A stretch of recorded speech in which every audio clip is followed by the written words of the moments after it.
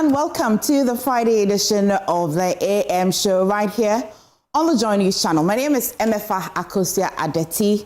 It's a pleasure to have you join us this morning. Now, we start with the Ghana Medical Association as it is raising concerns over the publications of doctors' names in the Ministerial, or if you like, Professor Akosua Investigative Committee report into the death of Charles Amissah. Now, warning that public attention may be shifting from the deeper systematic failures in Ghana's emergency healthcare delivery system. Now, is the focus now on individuals instead of the broader gaps within the health sector? Of course, we shall discuss all of that. Also, still on the health, the Ministry of Health Ghana was finally breaking its silence on the prolonged closure of the Wager Children's Specialist Hospital, attributing the delay to procurement, irregularities, funding disputes, and unresolved contractual issues, despite the facility being fiscally completed. Now, this comes amid growing public anger and protests by residents demanding the immediate operationalization of the hospital to address critical gaps in pediatric healthcare in Ghana here. And my colleague Adeti brought attention to that story. Following that story, the president directed that it should be operationalized. We'll bring you the details of how we got there. And Ghana's economy is now ranked the 8th largest in Africa, with GDP estimated at $118 billion, according to the IMF. But beyond the headline numbers, how beneficial is this growth to the ordinary Ghanaian as you and I, as concerns over unemployment, inflation, and cost of living persist? We understand that inflation is quite at a very impressive rate, but we shall as well discuss what that means to you and I, our pockets. We'll also examine the latest political exchanges over the cocoa sector after the National Democratic Congress dismissed claims that the government resources meant for cocoa farmers are being diverted to purchase aircraft for the president, describing the allegation by Frank Anodompre as false and irresponsible. The NDC says their position is deliberately spreading misinformation in cocoa-growing communities as it relaunches its Setting the Record Straight platform. So there's a lot to talk about on Friday. Now, joining us this morning is Godwin Akugon, Deputy National Communications Officer of the NDC, who actually led that press conference yesterday, and Andrew Appiah-Dankwa is Director of Legal and Constitutional Affairs for the United Party. Professor Isaac Boydig is Executive Director of the Institute of Economic Research and Public Policy. And Fifi Boafo is former Head of Public Affairs at Cocoa Board. You want to stay with us today on the AM show. A little later, Denisia will come up with some news update. Not a little later, actually right now. Stay.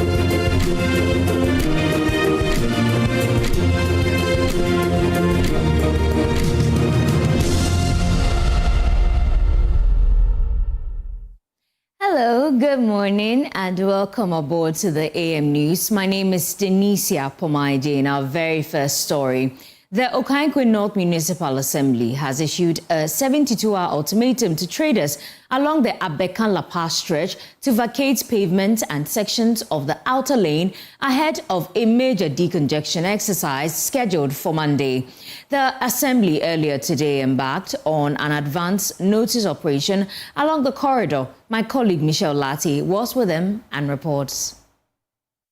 On a normal day, parts of the Abekan-La Pass stretch are occupied by traders with umbrellas and mannequins spilling onto the road and goods lined along the pavements, restricting movement for pedestrians and vehicles. Government says this will soon stop as it moves to carry out a major decongestion exercise along the stretch. Speaking during an inspection in the area, Greater Accra Regional Minister Lindo Klu raised safety concerns over the situation for road users, but assured that order will be restored. Either they relocate them or push them back so that we will have the streets for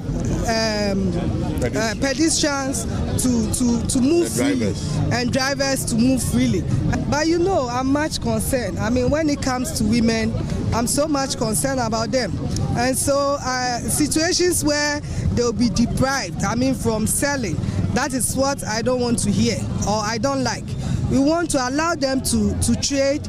In as much as they are trading, we should also have free movement of vehicles and human beings. Meanwhile, the Municipal Chief Executive for Okankwe North, Christian Baja, says traders have been given until the end of the week to remove their goods from the streets or face forceful eviction. We decided to do decongestion. So the information service van came around, that was about last week, to give them a 1-week ultimatum that by next week Monday, nobody should be selling on the street and on the zebra crossing. So my works engineer and the road engineer, we are prepared adequately and we are letting our task force come in. Affected traders say they are worried about the impact of the planned exercise on their livelihoods. Where do you expect me to go if I'm removed from here? Give me another job.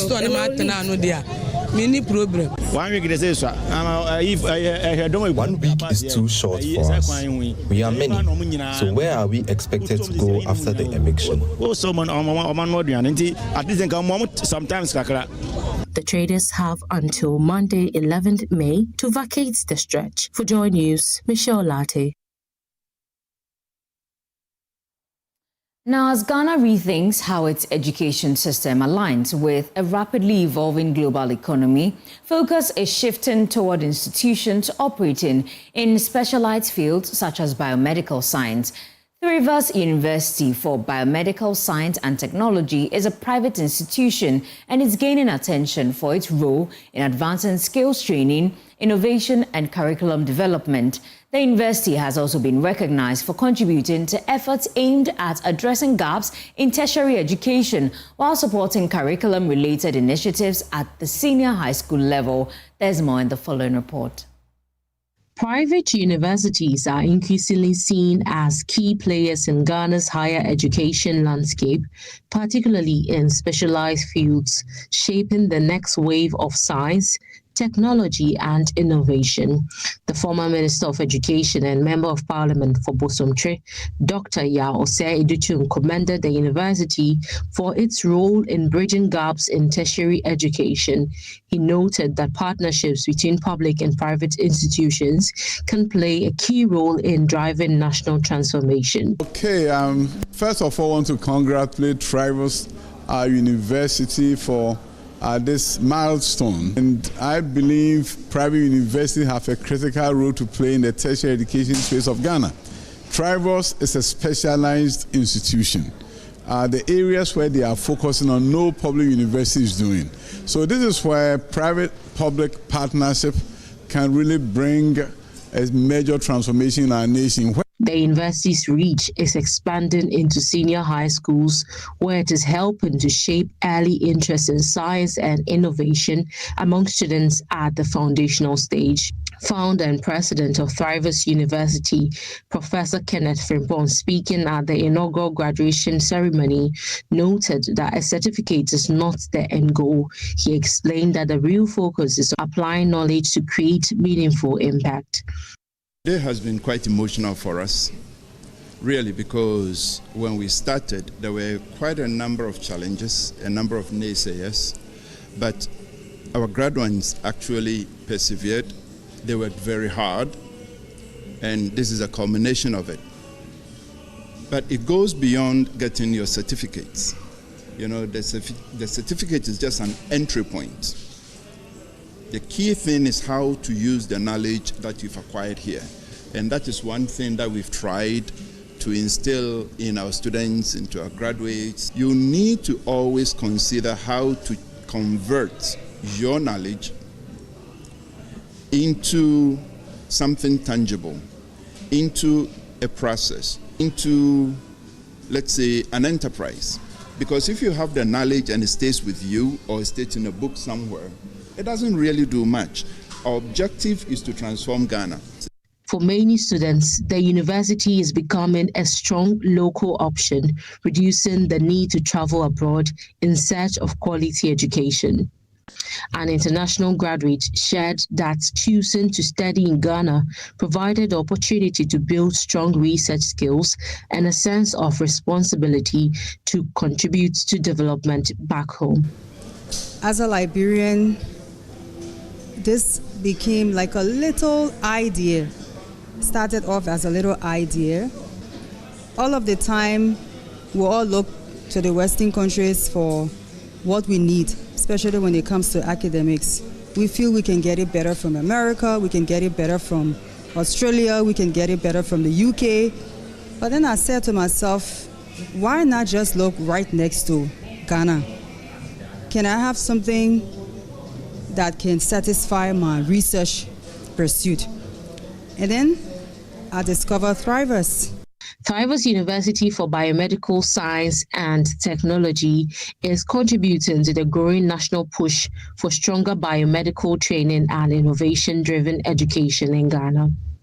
For Joy News, Martha Boache's report, read to you. Still on education, educational leadership has been identified as a critical missing link in Ghana's education system, triggering renewed calls for deliberate investment in developing effective leaders within the sector. Delivering her inaugural lecture at the University of Cape Coast, Professor of Educational Leadership Rosemary Sewa-Busu argued that Ghana's educational future depends not only on classroom instruction, but also on placing educational leadership at the center of national development priorities to ensure sustainable progress in the sector. The inaugural lecture, which was on the theme Empowering Educational Leaders, the Missing Ingredients in Ghana's Educational System, was described by the acting Vice-Chancellor of the University of Cape Coast, Professor Dennis Walanyo-Aheto, as a defining moment and a formal platform highlighting intellectual journeys. Each inaugural lecture provides us the opportunity for professors to highlight their research achievements, innovation, community involvement, and teaching experiences to colleagues, students, and the wider public. Beyond this, it serves as a source of inspiration, offering junior scholars and students a compelling example of academic dedication and excellence, and motivating them to pursue similar paths. The inaugural lecture is one of those rare moments where professors can speak their minds freely without the weight of accountability. In her inaugural lecture, Professor of Educational Leadership at the University of Cape Coast, Professor Rosemary Sewa-Busu, identified educational leadership as the missing tool in quality education, calling for its intentional cultivation. Great schools are built by educational leaders and not buildings. You will then agree with me that if Ghana is to move from access to excellence, from reform to transformation, from compliance to innovation, then educational leadership can no longer be assumed. It must be intentionally cultivated.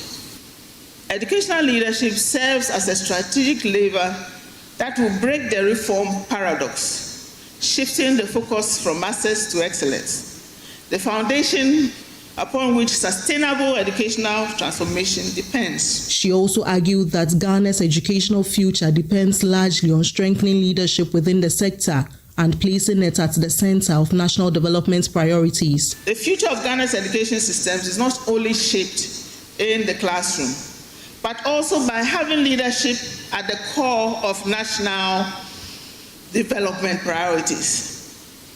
The quality of leadership creates that enabling environment for learning to flourish and ensures that education has a sustainable progress. It becomes clear that empowerment is not an optional addition. It is that decisive ingredient that completes Ghana's puzzle and unlocks the promise of quality learning for every child. From Cape Coast, Abigail Lisel-Nkrumah reports for Joy News. Let's stay a while longer on education. For years, some of Laura's youngest pupils have done their sums and spelling lessons lying flat on the bare classroom floors, but that is set to change. This week, 1,010 new desks arrived in the municipality, a small but significant step expected to improve learning conditions for thousands of school children. The donation made by Laura MP Bede Zidane in collaboration with the Laura Municipal Assembly is expected to help end the desk shortage affecting 11,470 pupils and also improve the quality of basic education in the area. Joy News' Upper West Region correspondent Rafiq Salam reports. It is a problem playing out in classrooms across Ghana. Not enough furniture for too many pupils. In Laura, the shortage has been especially tough on lower primary kids. Municipal Director of Education Francis Kojo says it's been a daily distraction. Our monitoring as management of Laura Municipal Education Directorate reveals that furniture shortage in some schools is discouraging attendance and affecting writing skills. The furniture deficit is indeed contributing to poor learning outcomes and higher dropout rates in the municipal. Concerned about what they were seeing, Laura MP Bede Zidane and Municipal Chief Executive Soyeli Cecilia Nurotu team up to change that. Between them, they have delivered 1,010 dual and mono decks, 460 dual decks from the MP share, 550 mono decks from the Assembly. It is not a one-off, but it is the biggest single donation the municipality has seen in recent years. For MP Bede Zidane, the gesture is about redefining what education infrastructure really means. Indeed, in terms of infrastructure, 3 weeks ago, I cut short for the construction of a headmaster's bungalow and a multipurpose dining hall complex at the Brifo Senior High School as part of the overall development of education in the municipality and the constituency. Ladies and gentlemen, I'm aware of the lack of adequate furniture in some of our schools, as alluded to by the municipal chief executive, because we have had discussions. It is precisely for this reason that I have decided to provide this intervention, particularly when my attention was drawn to the very serious situation by the Municipal Director of Education. He acknowledged that while the government allows MMDAs to use part of the District Assembly Common Fund for furniture, it won't be enough to close the gap. Government is to provide furniture to MMDAs through the District Assembly's Common Fund. But given the magnitude of the problem of lack of furniture in the schools, this complementary intervention is absolutely necessary, because even after we have received the additional furniture under the District Assembly's Common Fund, I'm sure that there will still be schools that will be in need of furniture, because this situation has been persisting for a very long time, and it is now that we are addressing it. Mayor Soyeli Cecilia Nurotu, herself a former teacher, said the impact goes beyond comfort. It is the right of the pupils who they must enjoy. It is the right of every Ghanaian people in school to have these basic needs, such as furniture and the like. So it prompted the District Assembly And with my discussion with MP, we have to respond promptly to providing furniture for the municipal education so that they will further distribute to all schools that are in need. Education Director Francis Kojo received the decks with both gratitude and responsibility. On behalf of the beneficiary schools, we wish to assure of good maintenance culture for the furniture provided. We are still appealing to the key stakeholders of education to assist the rest of the schools with furniture for both students and teachers to enhance quality education outcomes. It is a simple intervention, a wooden desk, 4 legs, a flat surface, but for a child who spent years learning from the floor, it is dignity, it is focus, it is a chance, and in Laura, that chance is now seated. Reporting for Joy News, Rafik Salam, Laura. Let's talk about something special. Yearly, mothers are specially celebrated by their children, appreciating their toil and love. This year, Joy FM is taking mothers to Crown Forest in Gumwa for a memorable experience. While there, special bonds will be formed. But ahead of that, some children have been telling us how well they know their mothers. From favorite meals to habits, we've got some surprising responses. Rakiba Mohammed has the story read to you.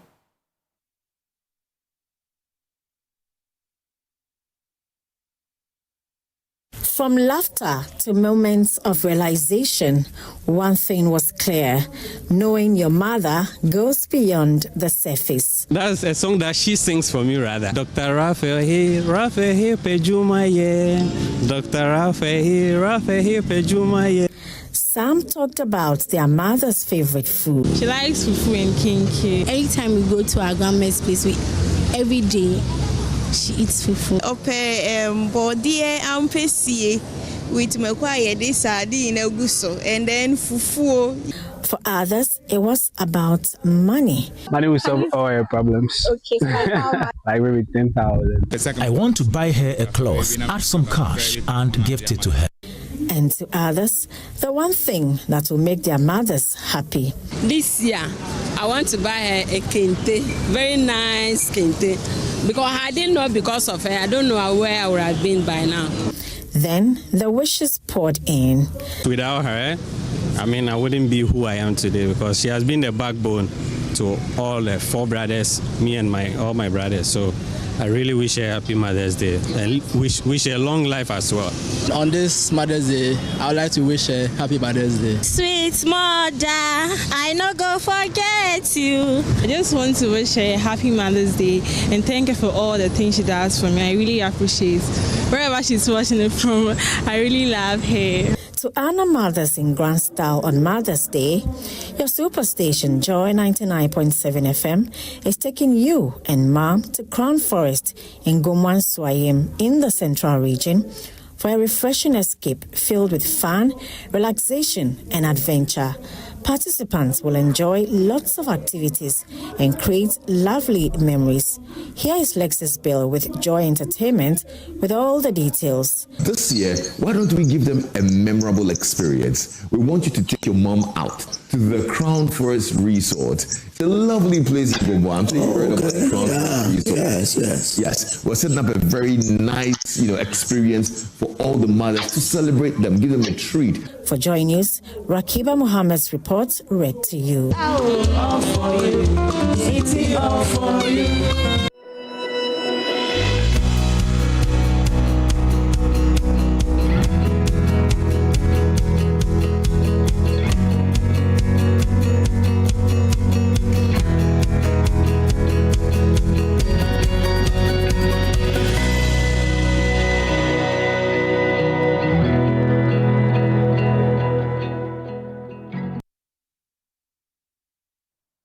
Let's do some business. The Deputy Director General of the Securities and Exchange Commission, Mensah Thompson, says SEC has worked with the central bank to close all regulatory gaps in the virtual asset sector. Speaking on the second day of the 3i Africa Summit, Mr. Thompson said that the collaboration between the two institutions has strengthened oversight and regulation of digital and virtual asset activities in the country. First and foremost, this is a forum where we're discussing consumer protection as it relates to digital lending. As we well know, digital lending in Ghana and across Africa is expanding. We've created access to credit to first-time borrowers, and that access, I think, we're achieving at a very high scale currently. And that brings to fore the question around consumer protection. How do we ensure that as lenders we are lending right and responsibly? And also, how do we also ensure that we are actively engaging consumers to also borrow responsibly? So it's not just a responsibility for just the lenders, but also for consumers as well. On the lenders side, I think there are bits around transparency of pricing. How do we ensure that we price in a manner in which the average consumer of the service is able to tangibly know how much it's costing them, and perhaps even give them opportunity to even compare how much loan 1 and loan 2 will cost, and make them make that informed decision. I have to also say that most of our customers do pay. So as a matter of fact, the kind of non-performing loan ratios that we see through our platforms are also very progressive, and we see it improving year on year. It also boils down to the power of data and how AI and data mining is enabling us to be able to better score customers and are able to provide them. But again, for customers who default, we just have to constantly engage them. And as I mentioned during the conversation, we've actually started a campaign which we call Responsible Borrowing Campaign, which is basically trying to connect with our customers to kind of educate them or sensitize them about the need for paying. It's actually cool to borrow and pay. It's actually not cool to borrow and not pay. Also, tax consultant Francis Timoboy says government is unlikely to grant manufacturers a dedicated special tax regime, arguing that Ghana's existing corporate tax framework already provides sufficient relief for the sector. Mr. Boy said the push from the manufacturers risk duplicating incentives already available under the corporate tax laws and various investment codes. He spoke to Joy Business. Because if I take, for example, the excise duty, 2027, we're expecting about 2.7 billion cedis. And the question is, will government be willing to scrap this? 2028, we're expecting around 3 billion cedis, and this is quite significant. So, government is likely to see this one as also one of the industry tax requests, and therefore, if they are unable to show government where the other revenue will come from, I'm afraid government may not be able to listen to them. But like I said, for the corporate tax angle, I believe that the current tax law has enough exemptions and reduced tax rates for them. And for that matter, they need to engage and understand what is available, especially if you go and set up in places like the northern region. We have fantastic tax holidays and reduced tax rebates for them that they can operate. The problem is most of them are located in Accra, which the location incentives do not apply. That's it for business. That's it for AM News. But don't forget that the AM show is sponsored by Shield Silicone Paint from Azar Group, Syntex Pipes, and also Time Herbal Mixture. Now, ladies and gentlemen, as we enjoy today's moment, remember to keep your body refreshed and your energy right with Fresh Drop Still Natural Mineral Water. Fresh Drop Still Natural Mineral Water is not just any water. It's natural and mineral rich that keeps you going. So whether you're dancing, cheering, networking, or simply enjoying the moment, Fresh Drop Still Natural Mineral Water helps you stay cool, refreshed, and fully present. So grab a bottle available in 500 ml, 20-liter jars, and sachets. For bulk purchase or inquiries, call 055 22 50290. Well, that's it for AM News. For more news, please do log on to myjoyonline.com. My name is Denise Apomaide. Up next is sports. Enjoy the rest of the show. Have a lovely Friday.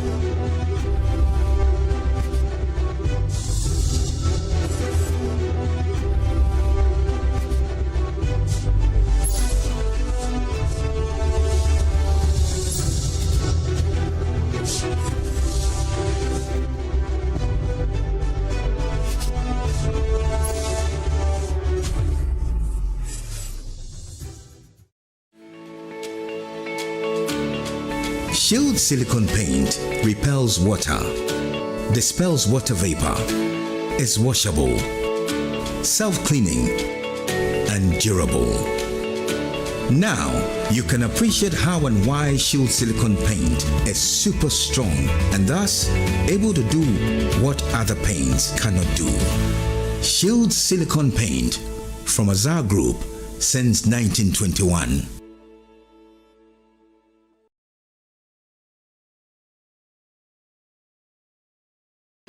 Another week is here on the greatest of all time show. My name is Giovanni Clip, and tonight we're bringing you talent. Contestant number 1, let's bring Baby Girl. Let's bring. He did it for you. Cut. Oh, there is a leakage. Where's the plumber? For quality and durability, insist on Syntex pipes. If you want quality, this be where you belong. Strong, tough, and reliable. Your perfect match to your trusted Syntex pipe. Syntex pipe, it dey carry water, no wahala. Syntex pipe, it dey make water dey flow. Syntex, and you're strong, and you're tough. Hi, now let me share my wildlife experience with you at Safari Valley Eco Park. Welcome to Safari Valley Eco Park. Our electric shuttle pulled up, and in no time, our tour began. We were surrounded by wildlife from the moment we entered the Eco Park. We were greeted by experienced tour guides who took us through orientation and how to better enjoy the experience. Watch these animals roam freely in their natural habitat undisturbed by our presence. We saw zebras, sable antelope, brown crane, mara, silky chicken, nyalas, Shetland ponies, and so many animals I just couldn't keep up. Our tour guides taught us so much about the wildlife, their behavior, and how to interact with them. I even fed them. We also went fishing on a man-made canal. Then we took a break to have lunch in this serene environment. All this amazing experience for this price for adults, this price for teenagers. It's a bargain. As the sun began to set, it was time to go back home, but not before dinner by the campfire. It has been a thrill of a lifetime, and I can't wait till my next visit. Safari Valley Eco Park, bringing you closer to nature. Cadbury hot chocolate, crafted from cocoa, milk, and sugar. Creamy, chocolatey, frothy goodness, rich taste, so satisfying. Cadbury goodness, the treats you deserve every day. This Mother's Day, Joy Prime turns up the heat and serves love on the plate. 5 celebrities, 1 kitchen, endless flavor. Watch your favorite stars cook side by side with the amazing moms in their lives in an atmosphere of fun and music. Which celebrity do you want to see in the kitchen with your mom? Send your pics via WhatsApp to 055-157-5757. Be a part of this year's Mother's Day celebrations. The venue is the La Palm Royal Beach Hotel. this Sunday, 10th May 2026 at 1 p.m. Come and experience live band performances from seasoned Ghanaian artists, plus win attractive prizes for your mom. Admission is free. Let's celebrate the hands that feed us. Cook with Mom Celebrity Edition, powered by Joy Prime and sponsored by Gino Truly Cares, City Black Tonicana, Eyedro Papa, GBH Hair Relaxer Cream, My Hair, My Crown, Max Buy, Happy Life, Woodin, Leclerc There, Vitamilk and Baileys, deliciously Baileys.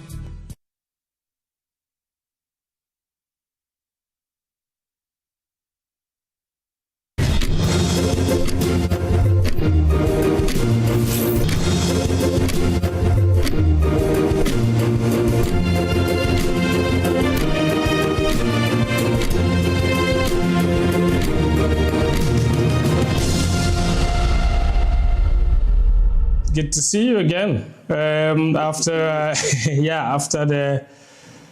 the last one in Stuttgart, it's really good to see you.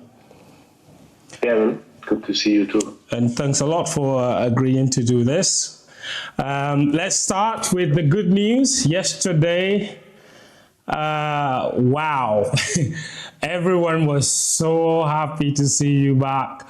After such a long time, 39 weeks specifically, is how long it was. What was it like to finally get back out there? Yeah, it was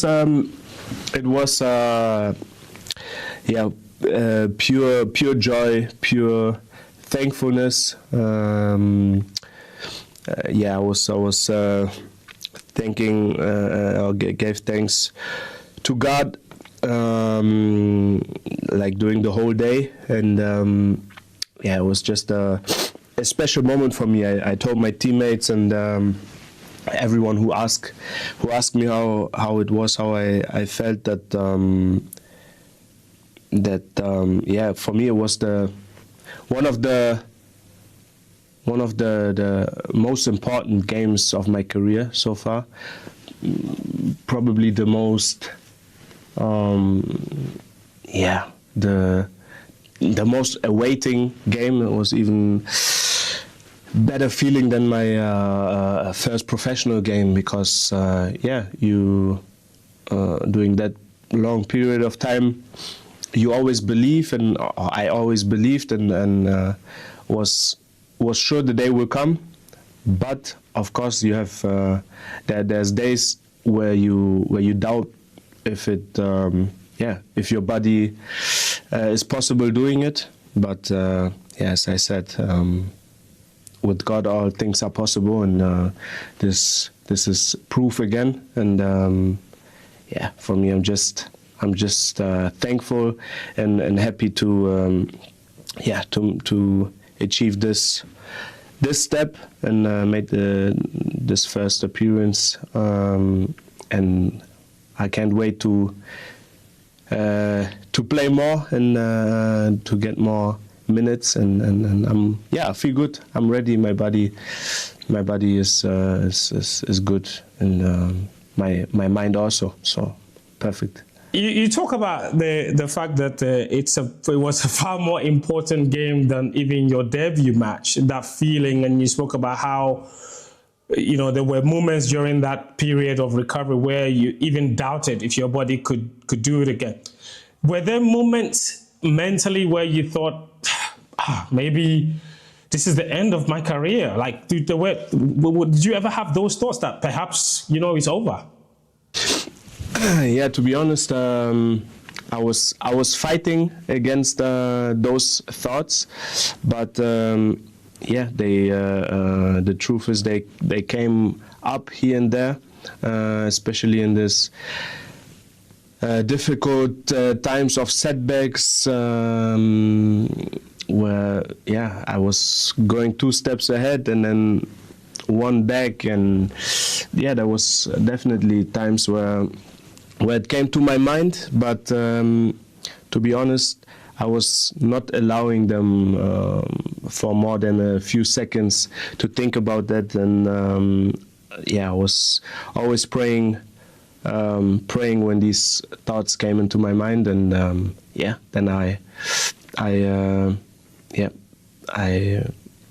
was putting it in God's hands, and was sure the day will come, and spoke positive to myself and have faith always. So this is how it was. Yeah.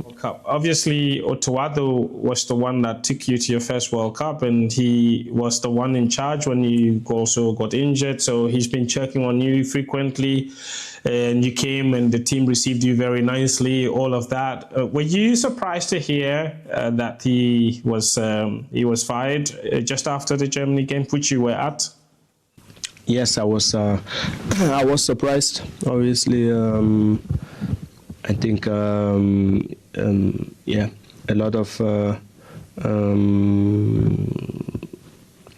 like the people I talked to, they were surprised that it just happened. Just after the game, so that it comes out that it happened after the game, and I had a chat with him too, and I was texting him that about the Germany game, that I was seeing a solid performance of us, and it's not easy after the game against Austria to play against even a potentially better team like Germany, and keep the game so even, close. So close, and so I was texting him that it's very unfortunate that we concede the late defeat, but that's that we can all be that it's all okay. And that we can build on it, even on this game, that we saw progress. That was my opinion on the situation, and not to miss out and talk about the bad game against Austria. It wasn't. It was just not good enough, but people need to understand too that Austria is a very, very good team. I even had the conversation with my teammates. We have 2 players from Austria in our team, and a lot of Germans, of course. And we spoke about if Germany play against Austria, who's better, this and that. And I said it's not clear that Germany at the moment is better than Austria, because Austria really have good players. A lot of them play in the Bundesliga and this and that, but still the performance of us, not to don't get me wrong, it was not good. It was way too less, and you cannot lose that high against them. So I understand the critics and maybe the thinking of if Otto was doing or if there's like little doubts coming. But if you see the Germany game, I think you can see again we are there, and we are not too bad, and Otto is not a bad coach. But like I said about me and the World Cup, it's not me who decides. I was having a really good time with Otto at the Black Stars. We had a good relationship. I'm really thankful for what he has done for me and done for the national team. I think we can all say that with big respect. And yeah, in the end of the day, it's a part of football that coaches comes and goes, players comes and goes. So we need to focus for the and look forward for what is coming, and prepare ourselves as best as we can to play the first match against Panama. And what do you make of our group? Yeah, it's a top group. We got with two, probably most of the best countries in European football, and then we got Panama, which we cannot underestimate as well. Yeah, of course it will be. We know we Ghanaians and we, every of our players, I can assure that, know that these games is similar to the qualifier games for AFCON, for World Cup, against Central Africa, against Ethiopia, and we all know from the past these are not easy games, and we cannot expect that we win 3-0, 4-0 against Panama or this and that. And it's the first game of a World Cup. The Panama players and national team, I don't know a player of Panama, to be honest, but what I'm sure is that nobody of them will be less motivated than our most motivated player. So it will be a fight, but we need to win. There's no other option. We need to win against Panama if we want to get further in the World Cup, and it will be a amazing work. It will be a fight. Somebody said that the way Ghana sees Panama as the game we have to win, Panama sees Ghana as the game they have to win. Yes, that's exactly what I'm talking about. It will be a tough game, but after this game, it's important for us to get good into the World Cup and with a good feeling into the next games, because we need that focus and confidence and belief in ourselves that we can achieve something against England and Croatia. Because I don't need to talk much about it. There will be top opponents, and but still, if you want to go through and achieve something, you need to face them and believe that you can win every game, and win against England, win against Croatia. In the end of the day, we will see how many points we can get out. But as we all know, a lot of third places go through, which I'm not aiming for. I want to go through it. It's a chance. We have to take it. Right? It's a chance, and if it comes, we of course we take it. But I'm sure we can win against everyone in our group.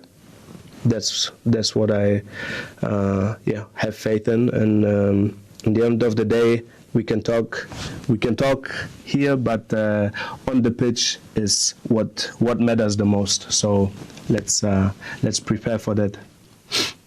You mentioned something very important on the pitch, that fight, and I think when you were answering one of the questions about fighting and helping the team in the Nigeria game, you mentioned Wakasu and Montari and Essien.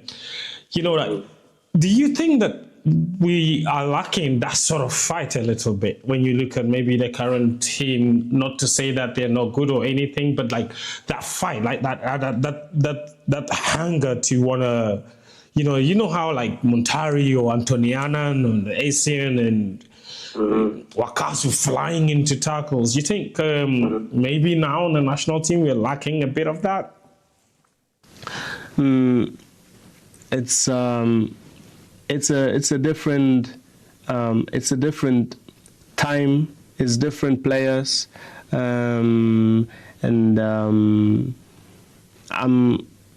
if we look back, or if we talk about or if we talk to Essien, Mr. Apia, Sule, and the names you mentioned, and speak about Wakaso, Kufu, all these players who were like fighters.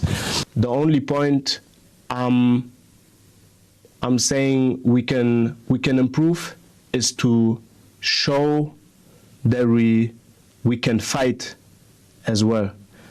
And if we fight, if we find the combination of fighting and leave everything in our hearts on the pitch, and I'm talking about every single player,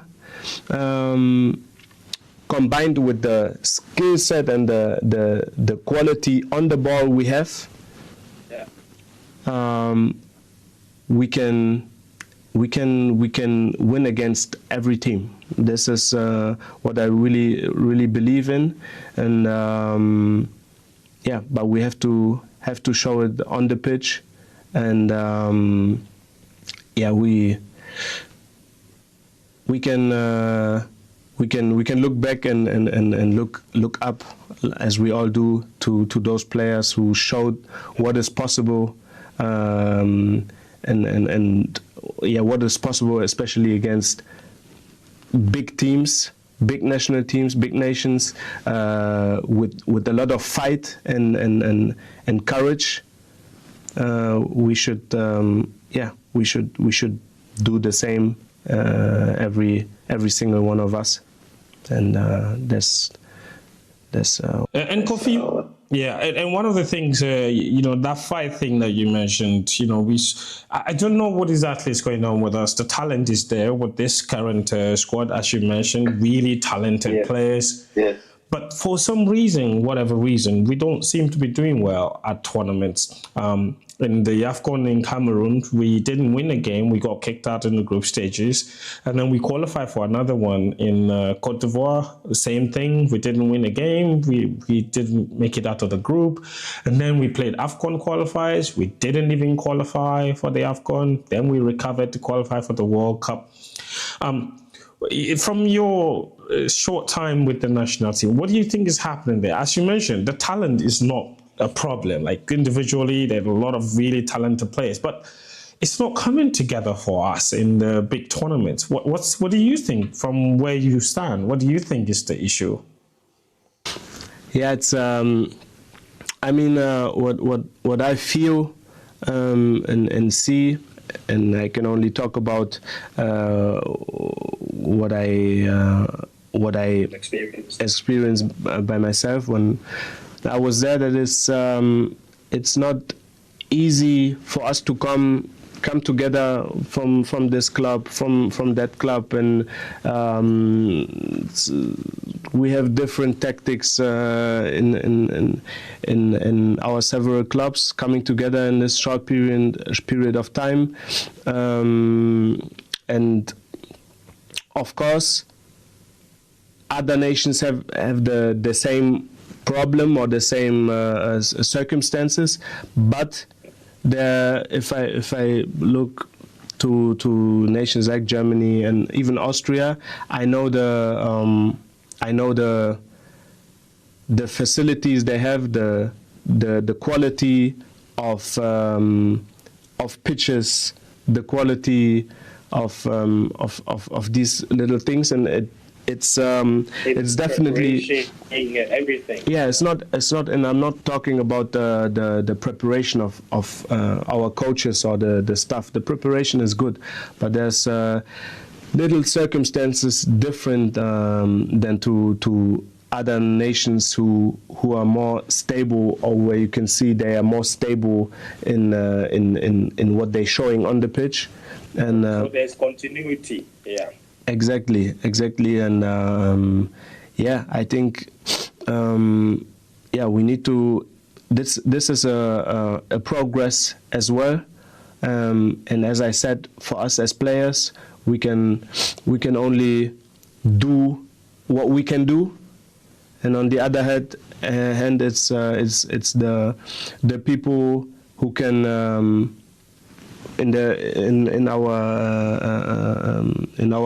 our national team who can do the other things to prepare for us to show the quality and all these things. They get together, and it's a progress, and I'm seeing it. But we need to get better in that if we want to get the best out of us as a team.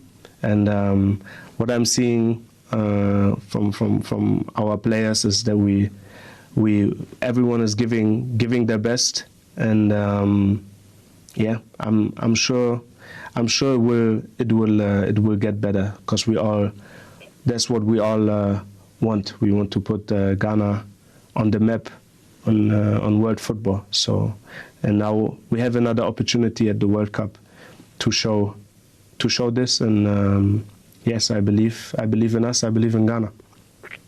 Yeah, and Cameroon, the last game against Comoros. Do you agree? Like many people say that that's your best game in the Ghana jersey. Is it the same thought you have when you think about that match? Against who? Against Cameroon. Comoros. Against Comoros. And the AFCON, yeah. Yeah. Yeah, it was a difficult match because of the how the match started. We didn't came good in the match. I think did they receive the red card before we conceded the goal before? No, it was you conceded, then red card. Yeah, we conceded of an individual mistake, which can happen, and we still had enough time to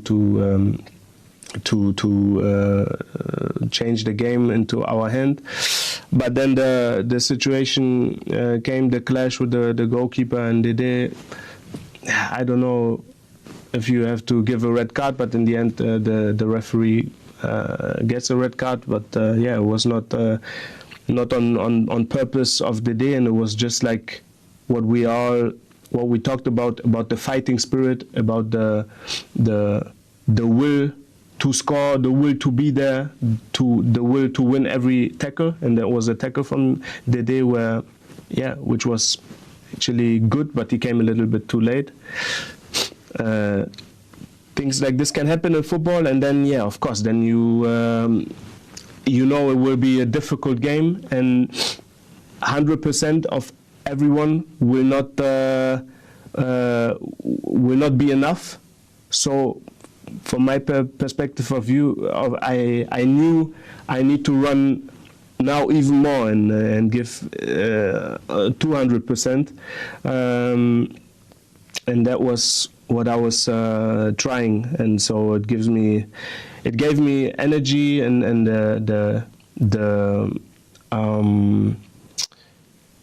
the accountability to inspiration. Yeah, to lead the team and go forward and show that we need to believe in ourselves. Even with 10 men, we can win the game.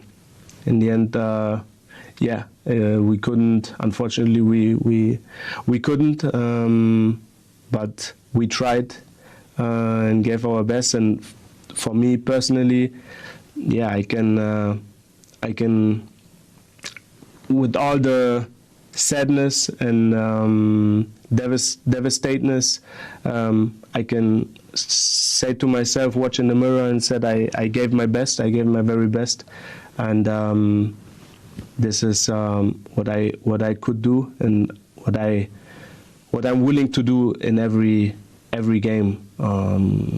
So yeah, but in the end, it's football.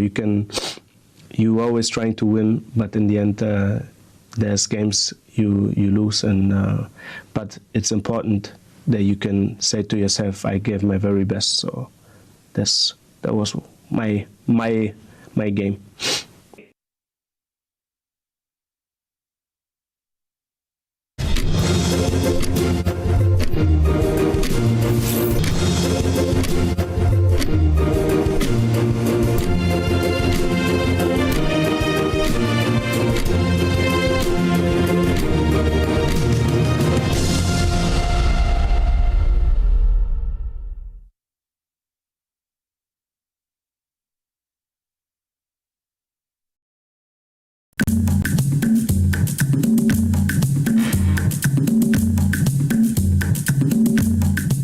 Eko becho ake wobu noni wasumo be kume ejon shikenisa koni lahi sani akaba.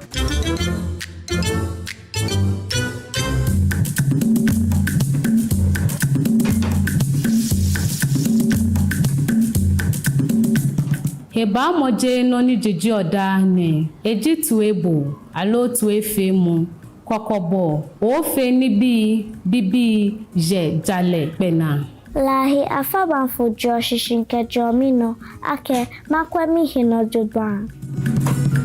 Good Conduct, Great Life is brought to you by Indomie. Tastes great. More Kivo inside. Kivo Gari Soaking Mix. Taste of Ghana.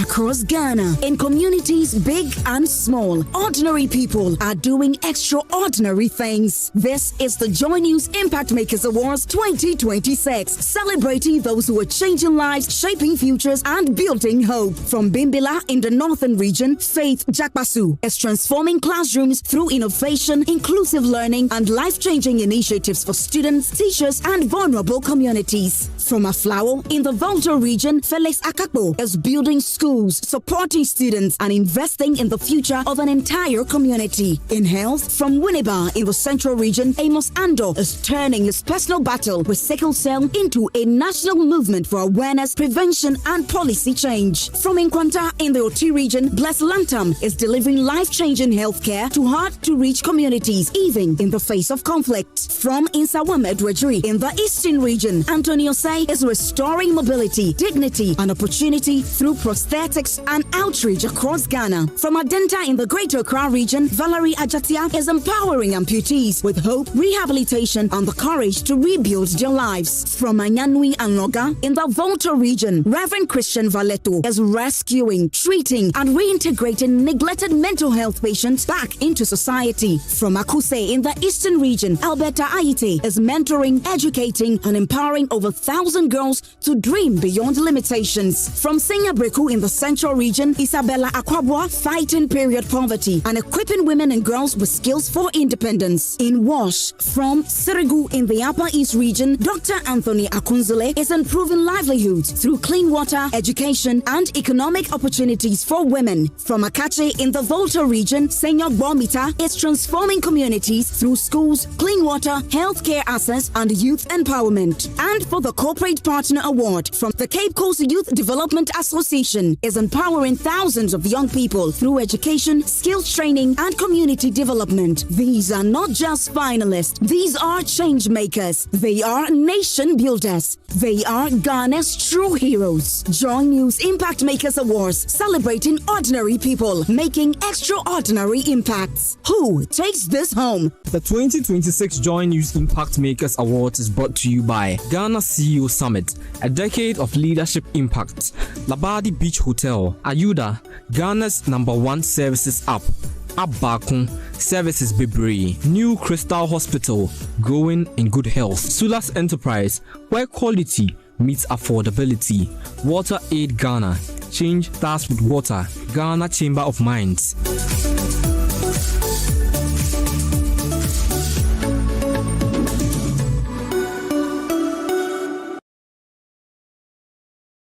Hi, now let me share my wildlife experience with you at Safari Valley Eco Park. Welcome to Safari by the Emefa. Our electric shuttle pulled up, and in no time, our tour began. We were surrounded by wildlife from the moment we entered the Eco Park. We were greeted by experienced tour guides who took us through orientation and how to better enjoy the experience. Watch these animals roam freely in their natural habitat, undisturbed by our presence. We saw zebras, sable antelope, brown crane, mara, silky chicken, nyalas, Shetland ponies, and so many animals I just couldn't keep up. Our tour guides taught us so much about the wildlife, their behavior, and how to interact with them. I even fed them. We also went fishing on a man-made canal. Then we took a break to have lunch in this serene environment. All this amazing experience for this price for adults? This price for teenagers. And this for kids. It's a bargain. As the sun began to set, it was time to go back home, but not before dinner by the campfire. It has been a thrill of a lifetime, and I can't wait till my next visit. Safari Valley Eco Park, bringing you closer to nature.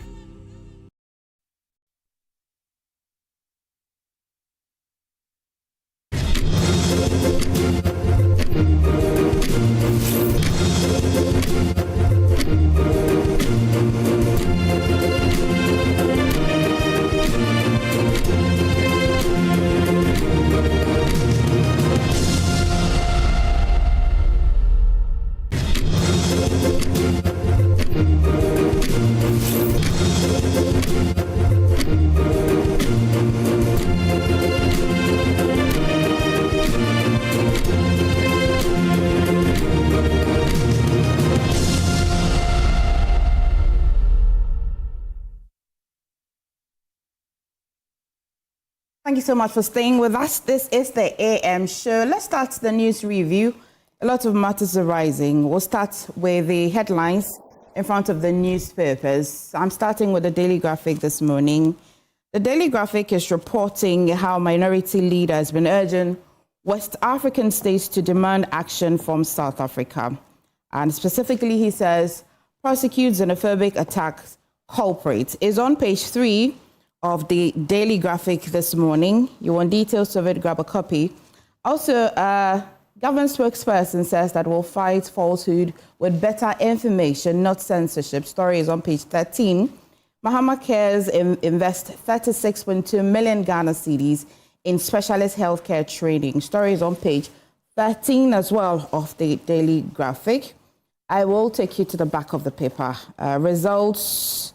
The Daily Graphic is reporting on results generated by Korle Bu Central Lab, valid and reliable. This is the impasse that's been happening at the Korle Bu Teaching Hospital between two departments. I'm certain that you've been following it. The management of Korle Bu Teaching Hospital is giving the assurance that all results generated by the hospital's central laboratory are valid and reliable. It's the central laboratory that was among the most advanced and best equipped labs in the country and within the West African sub-region as well. You want to grab a copy of the Daily Graphic this morning. Ghanaian Times. I will move to the Ghanaian Times. Great. A move beyond condemnation to action. Minority leader has been demanding accountability from the South African government. Still on the xenophobic attacks. Ghanaian Times giving us details on page 12 of the Ghanaian Times. Amnesty International as well has been raising concerns over the LGBTQI bill that is journeying or shortening its way to passage. Well, it's on page 13. And as you know, they've been raising concerns a while ago. They're still talking about it. Story is on page 13. Stanbic Bank donates 3 million Ghana cedis to support Black Stars. That is on page 24 of the Ghanaian Times this morning. And Mahama Cares commits 36 million to train specialist healthcare professionals. Story is on page 12 of the Ghanaian Times. And behind the Ghanaian Times is the Ghana Armed Forces clears 17.75 kilometers for Accra-Kumasi Express project. We brought you that news earlier this week on JN Today. And the Stanbic Bank has donated 3 million to support Black Stars. Story is on the Ghanaian Times. The Chronicle this morning is also reporting on court overturning 33.3 million arbitration costs against Just More Construction. Story is on page 3. I'll just give you a brief. An Accra High Court has overturned the entire final arbitration award dated December 10, 2025, in which Ashanti Port Services Limited had obtained an order against Just More Construction Limited for the repayment of $33.3 million US. Details of this story is on page 3 and 16 of the Chronicles. As our BOG has confirmed our 34.9 billion loss claim. Kojo has been speaking, but the central bank as well still denies that. Chieftaincy time bomb ticking in Nzema East. Story is on the Chronicle. You know how I like to bring you the scripture in front of the Chronicle. You make your own decisions as to which of the stories is fitting in that scripture. 1 Timothy 1:8. We know that the law is good if one uses it properly. Definitely the biggest story in front of the Chronicle. The Daily Guide this morning, BOG admits 34.9 billion loss after minority expose. Story is on page 3. Jamal caged, Kamal set free. This is a story about a U.S. romance scam. Details is on page 6. Ghanaian in a U.S. romance scam case. Details is on page 6 of the Daily Graphic. Court set aside $33.3 million award against Just More Construction. I already brought that. And on the Wuntumi case, the Daily Guide is giving us an update. Wuntumi opens defense in May, especially 14th day of May. Details of that is on page 6 of the Daily Guide. And the News Center, Consumer Protection to Africa Fintech Growth. Mobile Money Fintech Limited CEO has been giving us an update on the growth of that parting. Is on page 6, 7, and 8 of the News Center. Cross-border fintech integration, key to trade growth. Dr. Isiama BOG Governor. Story is on page 2 of the News Center. And Goldfields seek long-term extension for Takwa operations. Story is on page 9 of the News Center. NIA begins registration of 6 to 14-year-olds in Volta region, OT region. Story is on page 10. If you're just hearing it, do well to register your child between the age of 6 to 14. The Ghanaian publisher just might be the last paper. Court upholds Just More appeal and has been also cancelling that arbitration award, $33.3 million award. I already brought you that. I also brought you the story of Wuntumi filing witness statements, 2 former ministers to testify. Look forward to that. Story is on page 2. And the story as well about Nzema chiefs accusing government of meddling in chieftaincy dispute as well is in the Ghanaian publisher. The Edu Boahene trial, here's an update. Atacha Grills accused 10 state witness. Story is on page 3. And GJA president joins global media leaders as happening in Paris. That would be all for the big stories in front of the newspapers. We'll get into the matters arising this morning. And Godwin Akugan is Deputy National Communications Officer of the NDC. Fifi Boafo as well is the former Public Affairs Head at Cocoa Board. Was speaking quite a lot about the Cocoa Board issue. And as well, Andrew Appiah Dankwa is Director of Legal and Constitutional Affairs for the United Party. Professor Isaac Boedi is Executive Director of the Institute of Economic Research and Public Policy. Thank you so much, Prof. Gentlemen, thank you for joining me in studio. Pleasure. Thank you very much. Have you had a good week so far? Not really. Not really? Yeah. Okay. If I don't listen to me, it's been a good week. It has it. And I know why. Okay, it's television. I would be tempted to ask why you haven't had a good week, but I'll leave it as that. Is it for public consumption?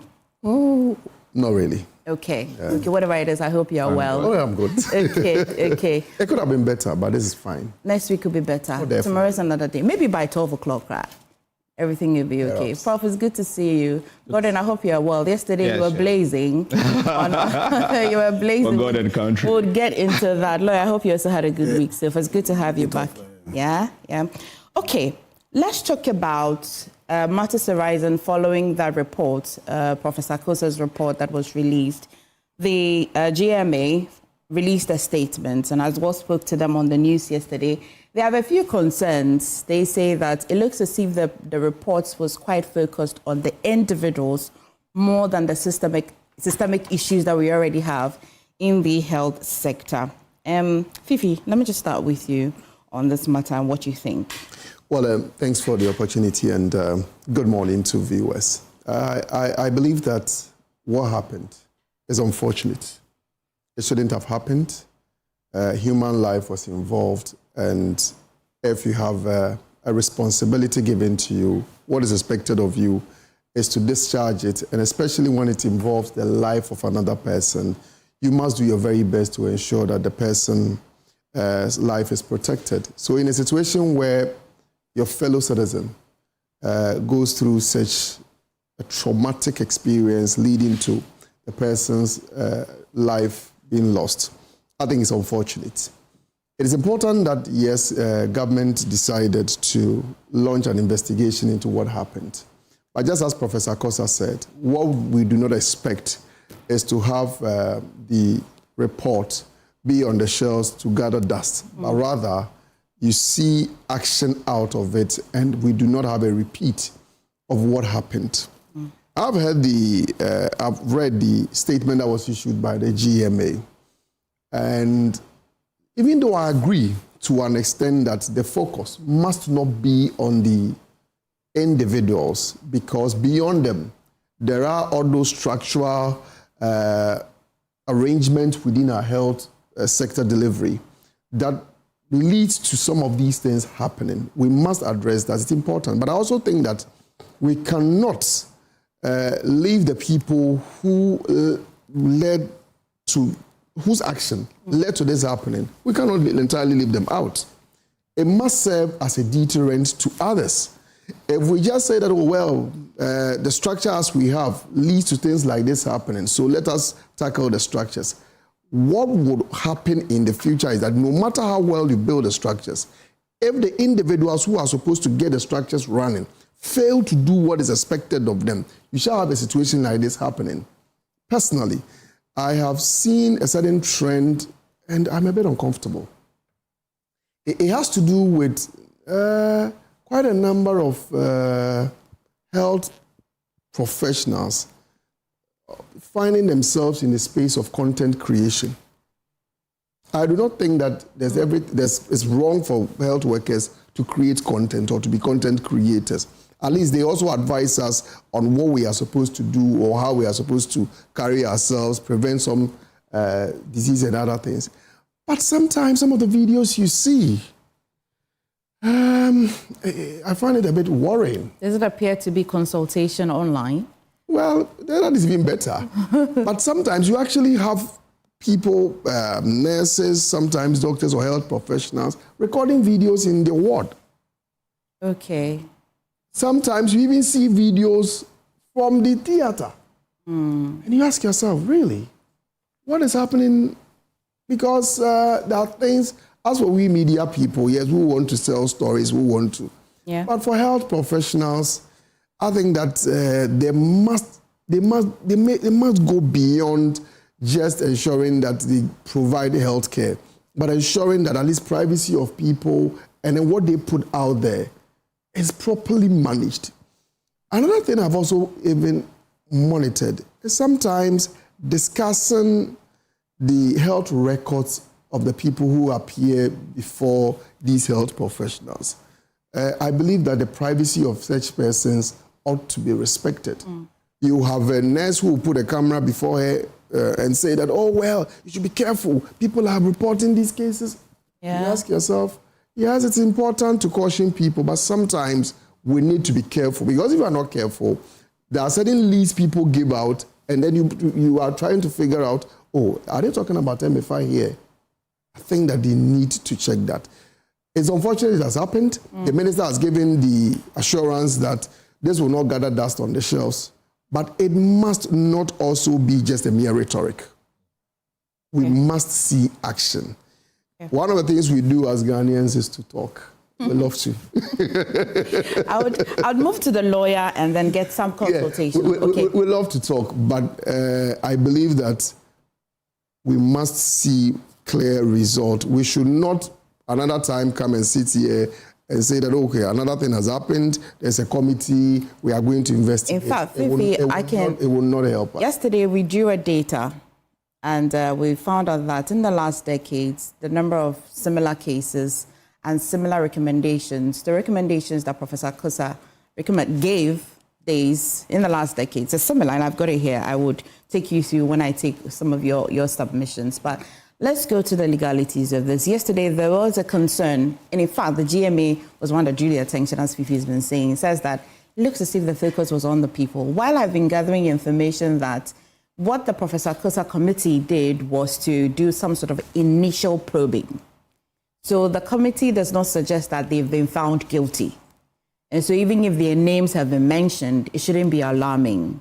People also say that their names, in fact, the doctors say that their names should not have been mentioned at all.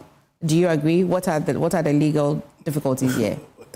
Well, so then wish your lovely viewers a good morning. Once again, wish my brother Fifi a good morning. I've started taking steps to recruit him. Stand from the MPP. He's wasting his talent today. Oh, really? You're recruiting him to the United Party? I told him this morning. That's thoughtful. But it will make his attempt at in fact, it would protect him. You should come home. You should come home. See, it would protect him from the danger of a familiar spirit. You know, a familiar spirit is not taking one. It's to protect him. Just come home. Just come home. No. You are in a bigger house. You decided to go and sit by the fence and calling people to come rather to no, the they said they don't want the fence can be stronger than They said they don't want a compound house. But the UP is it's not self-contained. They are just at the peripheral. The UP is another thing. So Rob says that sometimes the walls can be stronger than As for this one, they are just behind the walls. If you will continue our private conversation, you don't worry. Okay. I wish my brother Aku a good morning. First time meeting on set. Always a pleasure. And my professor here, a good morning. For me, I think the biggest legality here is the terms of Article 13 of our Constitution. Article 13 of our Constitution that seeks to protect fundamentally our right to life. And understanding that interpretation of the article should not just be restricted to the prevention of people intentionally or negligently taking people's lives, but should be expanded to include steps that the state ought to take, you understand, to give us the best life possible. I must say that I was disappointed at how the committee handled, or the focus of the committee, because I think because of the history we've had with people dying because of a fundamental lack of medical infrastructure, as in the stories.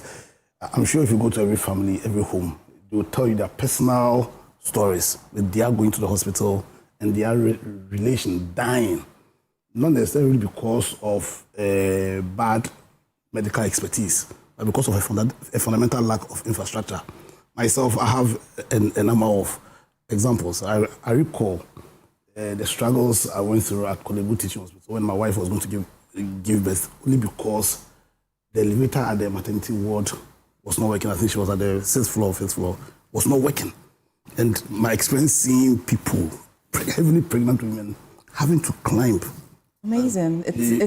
It's a situation I really never understand, why the maternity ward is upstairs at Kojo. And you see, if it's there and we have a lift that is working, no problem, you understand? But the lift isn't working.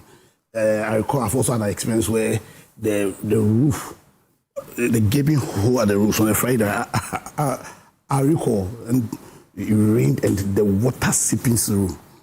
Also, when you consider the fact that per WHO standards, for a population of every 1,000 population require 5 emergency beds. Now, when you do a simple mathematics, I think we have a population of 34 million. Now, Ghana requires 5 times 34,000 emergency beds. That's about 170,000 emergency beds for us to meet the requirements of WHO. As things stands now, we are arguably around 0.5. When you do the mathematics, it's woefully inadequate. You get a picture. So, beyond everything else, I think the biggest issue here is a need for us to relook at our medical infrastructure and to find ways of providing our medical institutions the requisite tools so that we can maximize what's called our medical expertise. Because in that report, he claims that the machine that was supposed to monitor in the ambulance had broken down. So there was a problem when now we know that when there's an emergency, the reason why they see no bed is not because it's a regular bed that we sleep on, because that bed has those kind of monitoring machines that can give you up-to-date monitoring.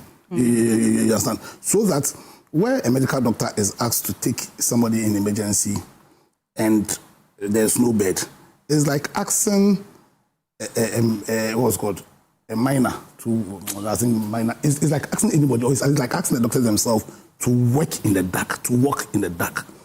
And that portends danger also it's still for the person in emergency. You get a picture. So that's where we are asked to investigate. And we all know the problems. See, we shouldn't pretend like we don't know the problem. We all know the problem. If are you not aware that we have a fundamental problem with our medical institutions in this country? And the problem is a fundamental problem in Ghana. And that it cuts across all sectors. Lack of commitment. A fundamental lack of commitment to deliver on the terms of the power we grant our politicians. And sometimes we seem to be more interested in our power play rather than delivering good governance. You take the NIMOS, so let's take NIMOS for instance. Fantastic idea. You understand? But I can tell you that the reason why the Galamsey battle is not being won at the pace that we want it is because of internal undermining. Because right now, one of the biggest problems NIMOS is having is because of issues or ways in which some people in national security, I have intel, and I think maybe Joy, you can look, there are serious allegations that the current, Director of Counterterrorism, one Batabana or something, is undermining the efforts of NIMOS. It's undermining the efforts of the NIMOS boss. I see. Yeah, you understand. And this... And what is his interest? I don't know. Whether it's a power struggle, we don't know. But I'm saying that... Protecting party people who are benefiting from the... Probably. But the point I'm trying to make is that the biggest problem we face as a country is a fundamental lack of commitment to deliver on the terms of the power we have, you understand, to fulfill our fidelity or the purpose of our constitution, which is one, protect the lives of your citizens. I'm saying that protection isn't just about creating a situation where people can't kill people. Yes. But it means giving them the best chance of having a quality life. Let's look at this. So when the conversation about the health system came up, I mean, it's always been, every day we talk about it.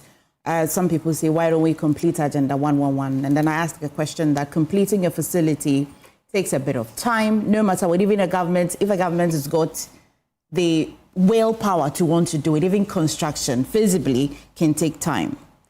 The question really is, where we are, we have to work with what we have. Even if there aren't ambulances working, emergency units. I've always quoted Dr. Daniel-Kofi, who says that there shouldn't be they shouldn't turn anybody away at emergency. It requires real-time decision-making. Somebody must be at the ward saying that, let's look at the recovery room, who must be moved. No matter how much facilities and no matter how our healthcare system is robust, it still requires somebody who's got administrative and managerial will to take certain decisions. So back to this particular case in point. They say that we shouldn't have mentioned the doctor's name. I didn't see any part of the report that said that they had done something or didn't do anything. The professor said that they tracked real-time events from when the accident happened to the time he took his last breath.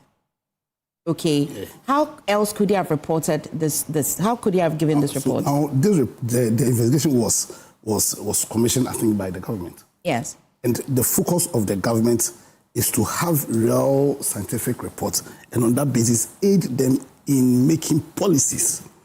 You understand? That's the essence. So that if that's the focus of government, and you want to reduce this to a report, that won't do anything to help government in terms of policy direction or how it uses its fiscal powers. But you reduce it to a situation that has been occasioned by lack of infrastructure. Because I'm saying, what was the reason the doctors gave for turning them away? To be fair, the report didn't say that. And when they get to their mother bodies, this is when we're going to know. The report really reported exactly events that happened. That's what I'm saying. Who commissioned the report? The Ministry of Health.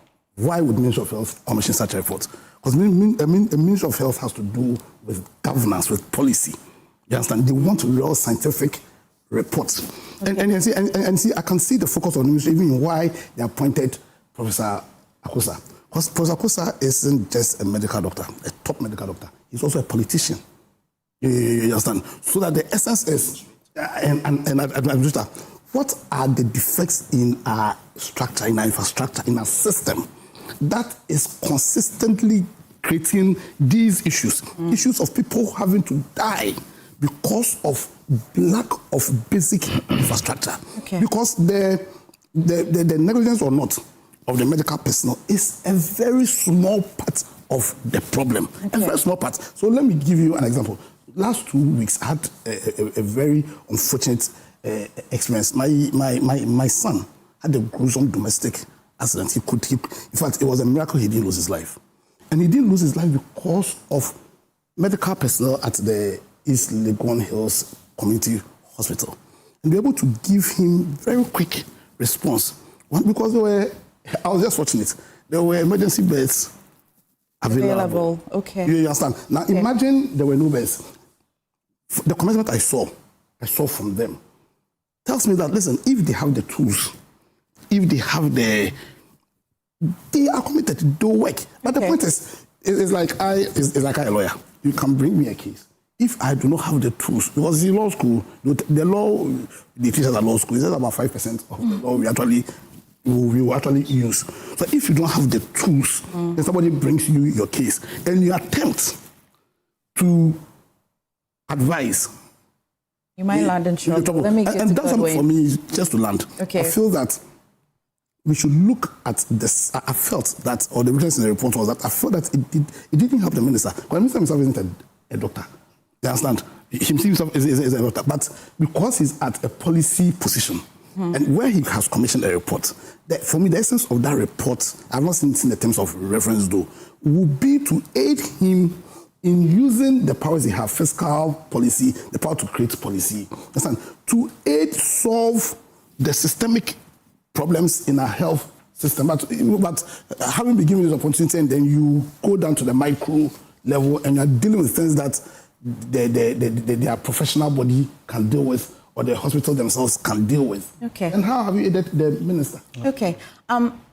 Godwin, it looks as if two theories that, well, this report does not impugn any responsibility on the names of the doctors.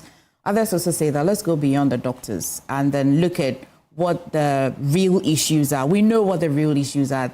I mean, Charles Amissah didn't have to die before we know that we have problems in the health system. In fact, 10 years ago, till 2 days ago, when Professor Akosua gave the recommendations, we have already had recommendations such as introduce a no turn-away policy for emergency patients, use temporary treatment spaces when beds are full, develop a national bed tracking system across hospitals, strengthen referral coordinations with ambulance services, impose sanctions for refusal of emergency cares, and on and on and on. The question to you really is that at what point do I know that this is a genuine systematic failure, or this is one type of the no bed syndrome that Professor Titus Bayo has been explaining to us, that sometimes no bed actually means that a health worker is not in the mood to work? No bed can also mean no hands, in effect. Yeah. So first of all, let me share my condolences with Engineer Emesa's family. I don't know how they may be feeling when we discuss these issues with his pictures on set and all that. sometimes you may be really traumatized with some of these things. And let me also take this opportunity to also share my condolences with Chairman Akosua, who is also observing 1 week of the father's death in Chebi, Esikem. In fact, I'll be moving from here directly to Chebi, Esikem. You see, this is a journey. And I would also ask you if you know the name of the ambulance driver who took Charles Amissah. The name is not out there. Yeah. And that is how we operate as a country. Those who need to be applauded, we hide them and throw people out there to be chastised and all that. And I think that is something that is really missing in this discussion. Because for an ambulance to appear, according to the report, just in 3 minutes, I don't know how many countries you can get that from. And I think that that needs to be applauded so that the ambulance services would also feel that their work is being appreciated by us. And if you also follow the report, you would realize that there's one distinct thing that happened throughout their delivery. That is, this doctor must see its counsel. They were referring them to, it means that they are definitely going to defend themselves at their counsel.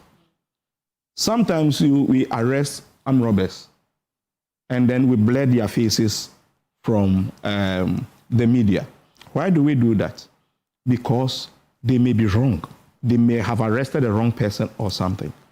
So initially, they will protect the face of the person. So why are we exposing the medical officers in this particular incident? So for me, if somebody has a right to defend himself, he has right for justification and all that, we shouldn't easily throw them out there. These are people that probably have kids, have family and all that. They may be going through the same trauma. When we all heard of Charles Amissah's story, we were worried, especially when the ambulance driver went to 3 or more hospitals and they were denied. And in fact, according to the report, the ambulance driver insisted that looking at what is happening to Amissah, I can't move from here to UGMC. It means even at that point, he knew that no, the guy wouldn't survive. So at least a little attention would have helped the situation. But here we are, talking about it with the person involved, not with us. And you see, let's also admit, for the 3 of us here, I'll take Professor Bwedi out for him to be happy. We have all been in government before. One way or the other, we have tasted government. So we know the problems at stake. Let's hold the bull by the horn. We must be able to tell the people of Ghana where we are. Let's understand ourselves and reduce the politics. Our ability to do this will carry the nation along. But some of the things that we are doing, blame game, you mentioned that somebody says we should complete the agenda 111. And I don't want to play politics with it. But I would have preferred that even if agenda 111, good idea, we need it. Per the statistics you mentioned, we need more of these. But at least if 2, 3, 4 was completed, it would have served us well rather than trying to do all the 101 at this 111 at the same time. You understand? And in that same vein, in this budget, we have promised that we are going to complete some of the Agenda 111. And we have also called for other institutions to also come and complete and use. Because at the end of the day, it is the hospitals are going to serve Ghanaians. We don't need to own all the 111 hospitals. So if you're a private practitioner, if you are, excuse me? We are not selling it. Well, the agenda, the facilities. They're seeking private partnerships. It's not listening to, you see, Fifi like the politics aspect of it, not the realistic, the reality surrounding it. Fifi, I'm coming. Maybe you're thinking aloud. When Emefa asked me the question, I was here. I mentioned nothing close to politics, and you bear me out. Yes. You are the one who has started having thrown politics doing politics about it. But I said that Emefa said that somebody has sent a message that we should complete Agenda 111, which is imperative. If you take notes of them, when I come to you, you can respond. So we are not selling Agenda 111. Okay. You understand? If you look at this Catholic health providers, it is our Ghana Health Service that pays their nurses, doctors, and all that. But they are private organization. Those institutions can come forth, complete it, and use it for the benefit of Ghana. So these are some of the options available to all of us. And the minister has announced this. So today, if, for instance, Nyaho says, I want to complete one, we wouldn't hesitate. If another hospital says, I want to complete one. In what form? I want to complete one. It becomes a PPP. Okay. Private-public partnership. It's allowed. And you see, what we need is more hospitals, affordability, and all that. So these are some of the programs that we have laid down for, this Agenda 111. So let's be honest to ourselves and say that all of us here, we know the problem. Let's help. I hear there seems to be a consensus that we know the problem. We know the problem. The problem is what? In very simple terms, the problem is what? Lack of facilities. Let me tell you an experience. I went to, that is even a private facility, with an unbearable headache. The doctors came around and said that you are okay. The pains will give you something to treat the pain. I felt they were not doing enough because of the pain that practically I was going through. There were nurses around, there were doctors around, but I felt that I've not had enough because I thought maybe by seeing the doctor, within 20, 30 minutes, the pain should disappear. That was my expectation. We all have expectations when we get to the hospital. On this issue at Ridge, if you remember, when some riders had an accident, they went there, they thought the nurses were misbehaving or something and all that. What they were expecting and what the nurses probably may have seen, totally at cross purposes. Their expectations may be different. Okay. Sometimes lack of facilities, some of the doctors complain. That you know the problem, you know what to do. But when they tell you that we don't have oxygen, the oxygen machine is spoiled, what else can you do as a medical officer? In Kolebu, how many people haven't been fought? Administrators, Professor Frimpong, Boateng, fought doctors at Kolebu, Dr. Anya, who was also appointed, fought doctors at Kolebu. You can mention names. They all know what is happening in the hospitals. Okay, I'll go to Prof. When I come back to you, right, I hear you say that the major problem or one of the problems is lack of facilities. One of our topics we're discussing will be the Children's Hospital in Weija. Okay. The World Bank funded Children's Hospital from 2023. It took a protest of the community. Now the ministry is giving us reasons why it is where it is. So in one breath, we don't have facilities. In another breath, we have a facility that's not being operationalized. Sure. In 2018, when the no-bed syndrome happened, when the man who died in his car happened, exactly, we had to forcefully operationalize UGMC. At the time, there were some challenges like this, similar issues, but it's taking a protest for us to hear from a ministry. It leaves a little to be desired, if you ask me. I agree with you. But Prof, let me hear from you. You think that what? It is also facility? You also think that the names of the doctors shouldn't have been mentioned or will reduce a major problem to names of people? Good morning. Good morning, Prof. Good morning, Prof. Good morning. This is a very sensitive, emotional, I would say political, and even I would say it's more of ethical and legal professional issue that we are discussing now. I'm sure I also side with my good friend when he sent his condolences to the family. And I'm sure they'll be watching by now. And put yourself in the shoes of these individuals. Uncomfortable situation. And I'm sure for some days or weeks after the funeral, they'll be resting, but all of a sudden we open the wounds again. Yep. And you can understand what they'll be going through now. Yeah. Sometimes we say we sympathize, but there's a difference between empathy and sympathy. If you yourself find yourself, you're in that particular situation, you then understand what we are talking about. A young man in the night is knocked down by a car. Ambulance arrives on time, sent this person to 3 facilities, major ones. Rich and which one? From the police hospital. It's a major hospital. Yes, to Rich. Major hospital. To Kolebu. To Kolebu. Major hospitals. Right. In about beyond 1 hour, the person dies. We set up a committee to investigate. And the report comes out. Names of doctors have been mentioned.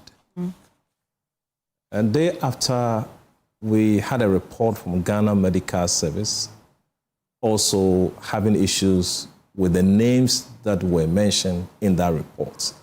I'm sure this is what we are discussing today. Yes. All right. When a patient dies from what many believe was preventable, naturally, society would demand accountability. But what happens when those people we blame say that the system is broken? Yeah. What happens? Those that we are blaming are also pushing the blame that the system is broken.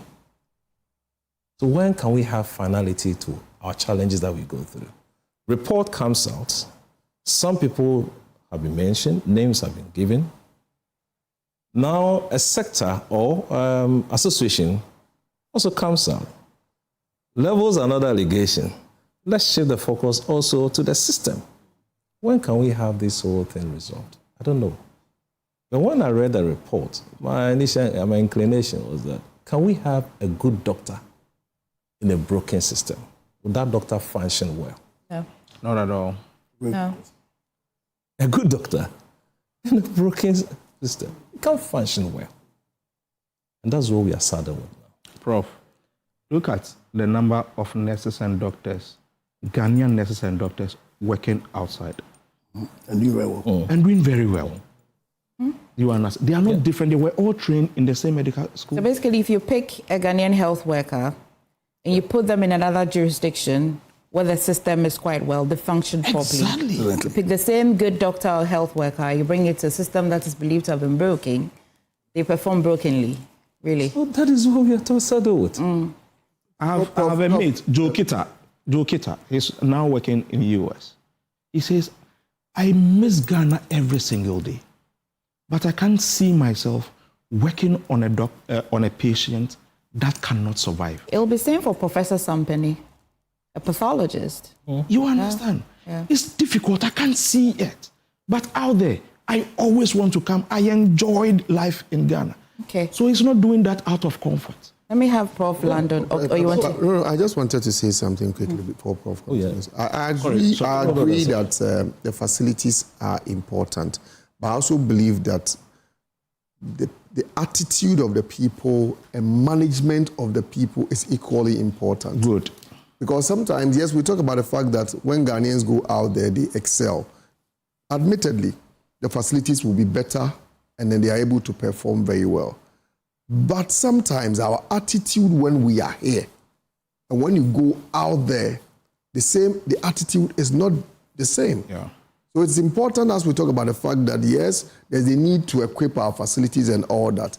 It's all equally important for us to also talk about our attitude Because no. It's prof's time. Lawyers, prof's time. It's a system. It's prof's time. It's a system. It's a system. It's a system that brings attitude to bear. That's what I want to say. It's a system that brings attitude. You know, I enjoy conversation like this when we are all humbled and you see the way we are quiet. But give us the next 2 minutes. You see how they place it. I know the so topic. Don't change the topic. I know the topic. I know the exact topic that could bring that. It's the same way when we visit hospitals. When you visit a facility, see your composure, calm, humbled. But when you leave that space and come to Makola and the rest, you behave differently. So I ask a very simple question. When you have a very good doctor who is performing in a broken system, obviously, it will be difficult to work. Now there's a thin line between public accountability and professional protection. That is what we are discussing now. Yeah. Something has happened. We are yet to have an accountability. But yet, an association wants professionalism or professional to be protected. That name shouldn't have been mentioned. I can understand from their point of view because, look, we live in a country that a picture of someone, it can be attacked. In fact, if you give names out there. Yes. In fact, I can confirm to you that as of a few hours after that, the Medical Association, the General Secretary tells me that these doctors or nurses whose names were mentioned are receiving threats via their social media accounts and all of that. In fact, what is also worse is that, it is the life of a person that we're discussing, and impugning it directly or indirectly on a person can cause some psychological trauma. Yeah. And that also, they say, is shaking the patient-doctor confidence, because these doctors would have been on duty the next day anyway. Some of them may have been scheduled for surgery on a patient, and then they may not have that emotional strong will to go and continue with their work. So they say the name mentioning really is taking a toll on them. Yeah. Is something we can pay attention to? Yeah, so it's a serious issue. But the other thing is that, have we completed the process? No. After this report, what are we going to do next? They've been referred to their mother bodies. So wouldn't it have been prudent to have completed the entire process before releasing this report? I think the public were demanding a lot of accountability, especially because another woman died in Akosua, and so they thought that committees are set up but we don't hear anything. Have we, as a country, received justice for what happened? Not yet. So maybe you could have completed the process. And those found culpable, will face the law. That should have been the bottom line. So you now need to focus on the failure we have in this. That's my concentration. That's my focus now.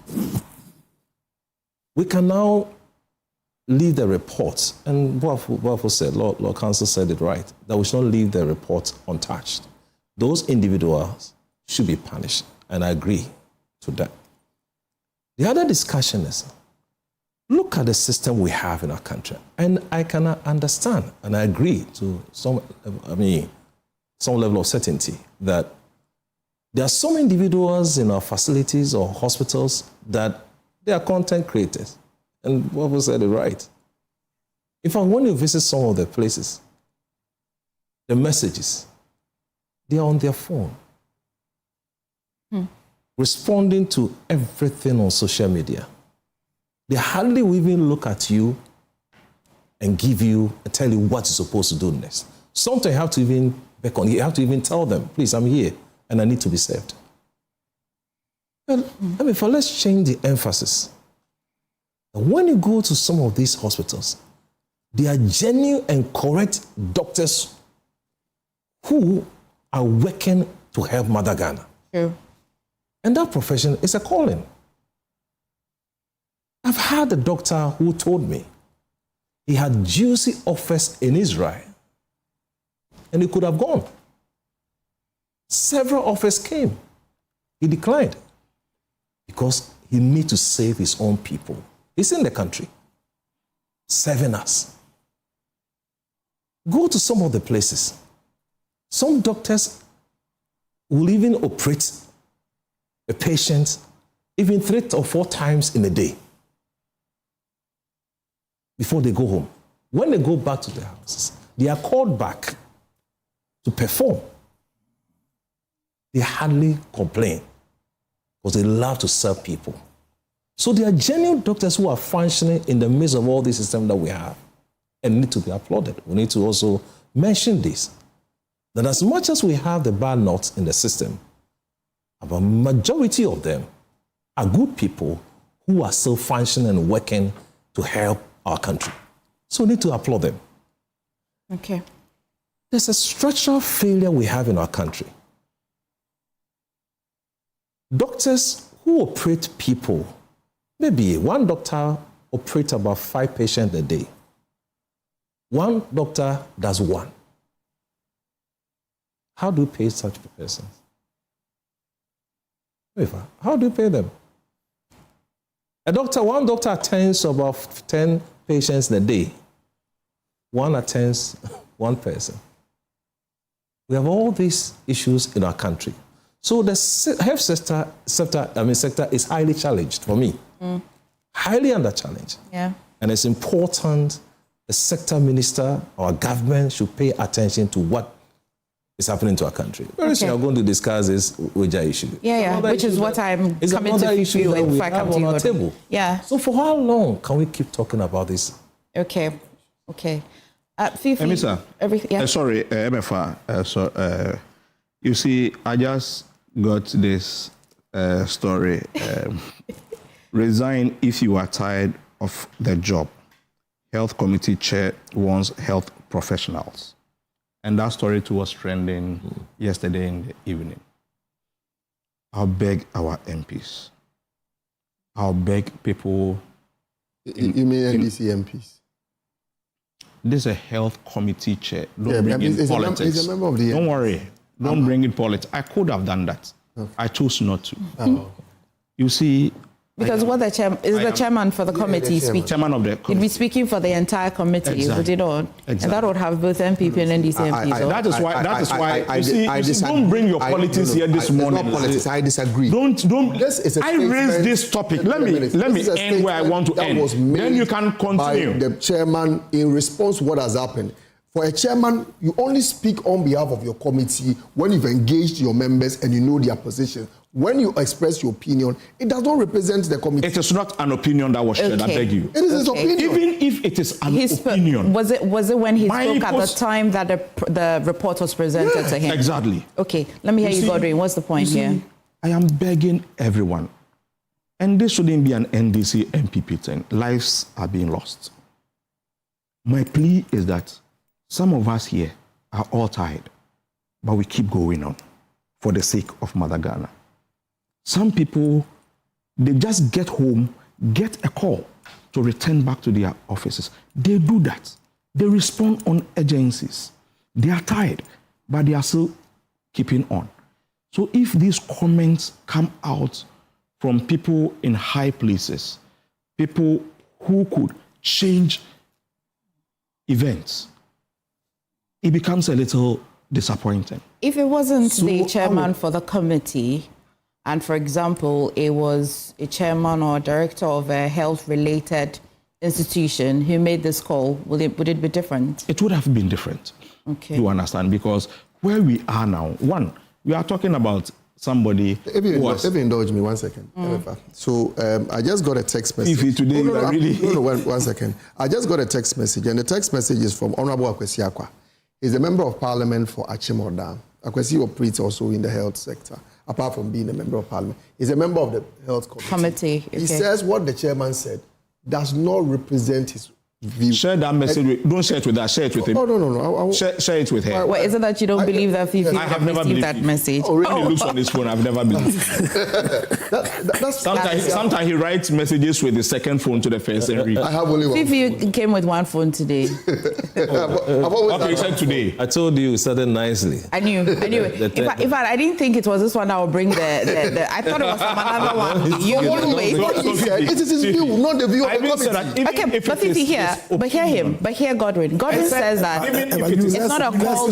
Yeah. Let's analyze. Fifi, don't you think Godwin is with you? Says that it's not an opinion that the chairman. Just that he wants to bring in a political line. No, that's all he's trying to do. Let us identify them and say that, Dr. Nawan, you are wrong on this issue. That's what he did. The moment you try to say, oh, let all politicians, all of us as individuals, then you are, instead of getting the person to be responsible for his actions, blaming all of us. Fifi. It's Kwesiapa saying that. Fifi. Are the other members of the committee saying that? Fifi, but to be fair. Take some things from me. Fifi, but to be fair, Godwin is actually speaking to the chairman. I'm not one of the people who would support my people when they go wrong. Yeah. You understand? Is that a good assurance? And that is what I do. Is that a good assurance? You understand? This is mine. you see, what is bad, irrespective of who does it, is bad. But to be fair, we all agree that the system is broken. There's a challenge. If the system has made somebody tired, it's a genuine tiredness. And if the call is to encourage that person to work in the broken system, to encourage that person. Okay. There are some things that ordinarily we wouldn't have done it. You would have been taking care of your personal interest and all that. But if you look back and see the number of people who are suffering if you decide, or who would suffer if you decide to give up. Okay. You look at them and keep fighting. Okay. Ask those on the streets, in trotros, in taxis, going to work, and ask them that if they have the chance, what would they do? Okay. It will be totally different from what that person is going to do. But we must all keep. So let's encourage ourselves. Let's keep people going. Let's pat people at the back. And that is what we need sometimes. Okay. Fifi, so this children's hospital, I like that a community will seek accountability and push for things to be done. I'm happy about that. But this is a very physical building, like we cannot overlook it. I know that it was started during the NPP's era. What happened? What has happened to it? By the World Bank, yes. Thank you. Yeah. Well, the World Bank started it in the space. There was no government in place at the time. So, yeah. But in fact, he's right. In fact, there was no government at the place at the time. Governance was then at autopilot. So continue. You actually had my attention, full attention on that. He's right. So the autopilot days. Let me proceed, but I'll first touch on just some brief things said by. But this will spark another issue. The Agenda 111 hospitals. I agree that it's a very, very ambitious project. And as a country, where we find ourselves, we do not need the regular things every day. You need an ambitious government to do things to change our situation. Because if we decide to operate as though, well, let's do the little things day by day, we will not get there because others are advancing. And in order for us to catch up, there's the need for us to do ambitious things. And I believe that is the reason why the MPP administration started the Agenda 111 hospital. Unfortunately, those in charge now consider it too big an ambition to make it come to life. So they think that, well, let's rather do 1, 2 here and there. Of course, that is their thinking. And that is the approach to solving the problems of our country. For us as the MPP, we do not believe that we should just do 1, 2 here and there. We must be ambitious and we must tackle it head on and get solution. So we do not have situations like what happened, unfortunately, to our brother happening. As to what he says about considering options of private sector coming in and all that. Well, they are in government now. They have the mandate to run. One of the things I hate to hear is people who have the mandate rather making suggestions as to, well, I think as a people we should consider that that is why you have the mandate. That is why you have been voted into power. You must take actions. You must act. It is not for you to come and be suggesting to us as though all of us are supposed to just talk and it ends there. I'm not suggesting. I am making telling the you point the decision that has been taken. So is that the decision? Yes. Then say that government has decided that we will partner. No, that's what you were not here, Fifi. I was seated here and I was listening with rapt attention. You, Fifi, you go ahead. What I expect from people in government is to be bold and say that as a government, This is the decision we've taken. Exactly. This is what we are doing. Yes. From what you said, as to whether or not you are going to from what you heard. No, listen. He's here. We can seek the clear words. Whether you are going with the Nyaho clinic or other things you are talking about, is that the decision of government? I do not think so. That was an example. Exactly. If you have taken the decision, you'll be clear in your communication and tell us what exactly you are doing as a government. So, for example, that is not what if I hear you, for example, you're saying that the government should come clear and say that for Agenda 111, we've decided as a government to go PPP. Yes. That's it. That's what we want to hear. Complete X number. Exactly. We are going X number. That is how government communicates. Not to just put we have communicated.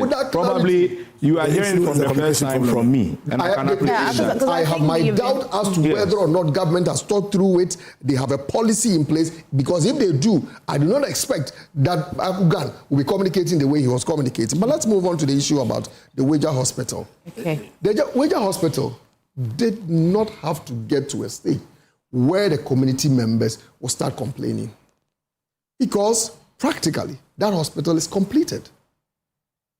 That hospital is ready to serve Ghanaians. So why are we here? We are here because the World Bank raised an issue about procurement process that has gone on. And the World Bank was of the view that the CT scan, the amount quoted, I think it's about 3.8 million. They felt that the cost was too much. Indeed, the ministry has raised issues and then drawn attention to the World Bank that the kind of analysis they did to arrive at the figure and said that, well, the figure they received is higher, is supposed to be lower than the 3.8 provided by the contractor. They should share it with the ministry. And this information I'm referring to is about 4 months ago that I had this information. My expectation is that this would have been addressed long before. Government is sitting down, and the minister, together with others, the usual content creation business is ongoing. People urgently need this facility to take care of our kids. And the challenge is 3.8 million. Misunderstanding. And I like the thing Akufo-Addo talked about, that ministry, your responsibility is policy. Doing the real thinking through of issues and addressing them. How difficult is it for the Ministry of Health, Ministry of Finance to engage the World Bank and come to a conclusion and address this issue such that a huge facility will be put into operation? We are here, everyday business, as if nothing is happening. And I'm saying that I'll share some pictures with you of the facility. It is ready. The only reason why who sent that one to him? Oh, who sent that one? Oh, Don't worry. Feel free. But African, what you should know is that the fact that I've stopped practicing as a media person. Yeah, doesn't mean that. It doesn't mean that I still have forgotten it. On the ground. I hear a lot of things. I see a lot of things. Yeah. You are still practicing. So you've got to give him that. He's still practicing. Yeah. Now he's a consultant. It's been there. Media consultant. Why are we, as a country, failing ourselves because of 3.8 million disagreements? And the minister, every day he will dress, put on a nice suit and go to work. He cannot have a conversation to get this issue resolved. What are we doing to ourselves as a people? Why are we paying people to work for us, and this is the result we get? Okay. It's a shame. It's a question out of asked, but it's Fifi asked a question on our behalf. Why are we doing this to ourselves? But let me proceed just to... I'm landing. Okay, Fifi land. Something very small. Okay. Fifi land. I like the fact that Akugan also happily talked about the fact that the ambulance driver got there in 3 minutes. Yes. A very good ambulance, provided for by the MPP administration, not the Aboboya one, which recently we've been told will be introduced to take care of the people.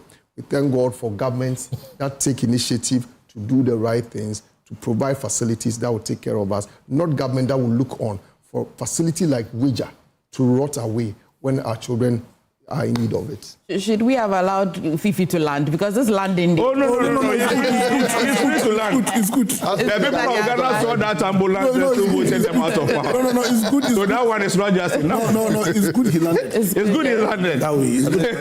Okay. Boeing 733. I used to be using Boeing to land. Okay, lawyer, I'm going to just jump and go to Godwin. I'll come back to you. Okay. Today, I hope you will not... I have to leave it. Okay. Then let me hear you. Godwin, just make your notes and let me hear you. Okay. We said talk about wage. Let me hear you. Yeah, so I think what Fifi... after you my brother gets a little closer to Exactly. I think what Fifi should have added was the fact that the World Bank complained that... And this project happened under the watch of Nana-Addo. Okay. So the World Bank complained that they had, in some cases... There seems to have been inflated prices. Yeah, sometimes by 11. 11 times. 11. Yeah. By 11. And because of that, World Bank has withheld that's 3 point something. Yes. And the contractor is saying that, listen, unless I receive, then I'm not going to allow you to specialize it. Now, see, our politicians, and I think this happened in Thousand Fools under the watch of Nana-Addo. See, that agenda 111. I can tell you that the reason why it was caught, he took that ambitious decision was not because he cares about Ghanaians. It's not because he wants to provide us emergency. But even if the former president didn't care, before you land, sometimes I've seen many people try to land and then they crash land. Let me land. No, I won't crash. 4 years before, they promised Agenda 88. They couldn't finish. Then the next elections, they tell you that I'm no more dealing with 88. I'm dealing with 111. How do you take such a man? I won't crash land. When I crash land, I don't have bandages here. Lawyer, listen. You won't crash, but listen. Whether or not the former president didn't have that intention, once the facilities were done, definitely Ghanaians were going to benefit from it all. Are they done? If we're done, No, but are they done? Well, this is not if they were done. It's a question. Are they done? I mean, because of the intention, because you are attacking the intention. No, the intention was procurement, not to provide health services. We should say it as and that's really? But if that was the intention, then the government would have decided to award thousands of them. Are you saying we did 111? Okay, let me hear you. To yourself. How could you say to on television? On television, not His Excellency Nana Akufo-Addo. Let me address the president. Let me hear you can do better than me. You can. Let me I know you can do better than that. Before you are member of the NPP, how can you let me hear you.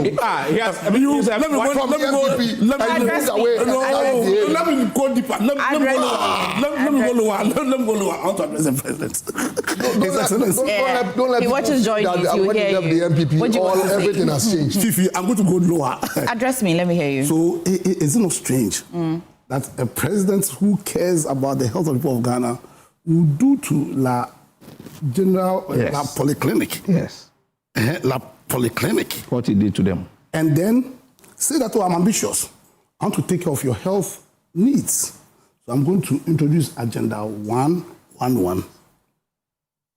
And I'm saying... And demolish the whole structure. Yes, and I'm saying that what fueled that huge ambition, the 111, from 111.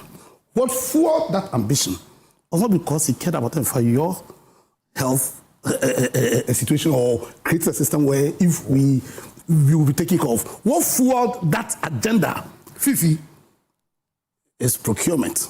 Let me create a system where my people can find Nokufio into their pockets. And that's why it failed.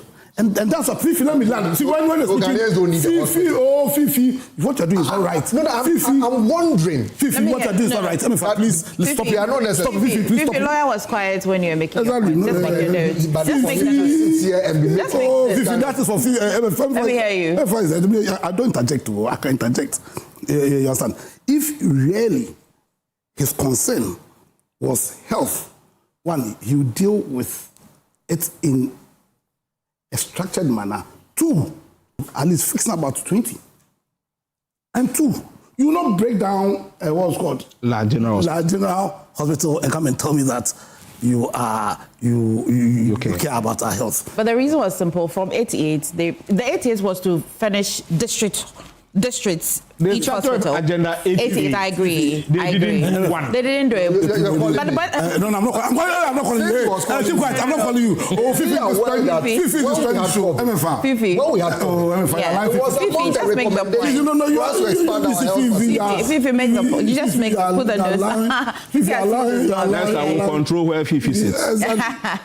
You understand? Because you see, if he had thought through, and he has thought through how to deal with this, and especially when we had the PPP Act in place, probably he would have used as scarce resources, you understand, as in to create the environment or to create a system that will attract private investment. Or two. Was the agenda because there was 88 and 111? It's 111. And it is okay. Currently, it's 111. But we all know that the agenda 111 or the agenda 88 that moved to 111 was a response, was a government response to a particular crisis at the time. Was it not? You see, I hear you what you're saying, but I have to work with what I know. But the fact that it was a response, when in 2016 we knew that we had just 0.5% per thousand, about 1,000, or even lower, when we knew. You understand? And is it not worry that it had to be a response with a country that had a huge deficit in our health delivery sector? Are you not concerned that it was a response? COVID made it bad, was it not? No, but we had a major problem already. So we have a constitution that says that one of the fundamental purposes of that constitution is to guarantee us our right to life. And we know that obligation, that provision of the constitution places an obligation on government to create a system, an environment where we have the best chance of having quality life. So that if you are government, then the health system must be priority. Must it take a response? So must it take COVID for you to react? If we don't want what's called a fire service approach. But we also agree that governance is a matter of managing scarce resources. It's not like the resources. And that's why we don't have one agenda. And that's what I'm saying. So if the scarce resources, do 20. So if your resource is scarce, too much, and then you have the wisdom to introduce a PPP Act, the focus of which is to attract private sector investment, you understand, to deal with the infrastructure needs. You understand? Yes. Then if your focus was not how do I create a procurement situation so that my people will chop about the how many contracts did they give you? No, you can't ask 111. But you don't want Fifi interjecting. Yet you're invited. It's a rhetoric. So call them to order. So if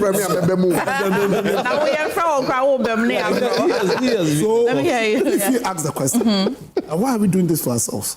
It boils down to the lack of commitment, because it's at the center of everything. There's a lack of commitment to deliver on the terms of the power the people of Ghana grants us.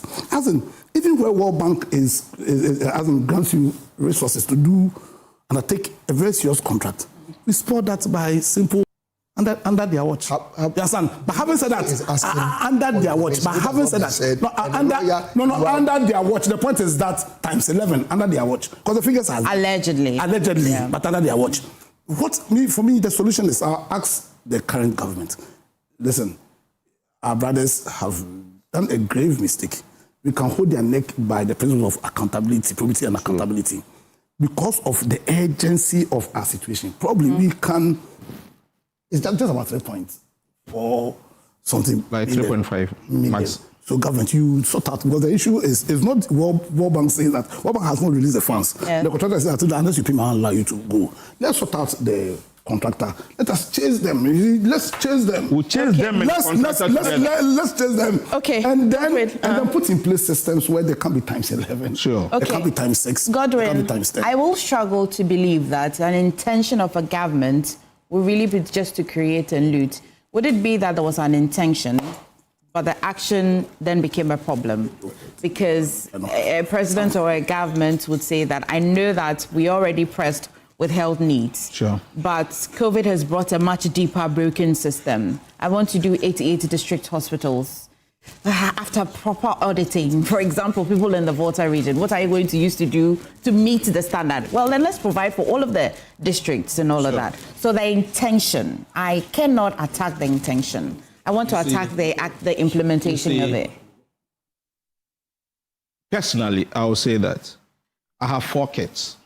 I have intention. You will say that, or you are? No, I'm saying it, that I have 4 kids. Okay.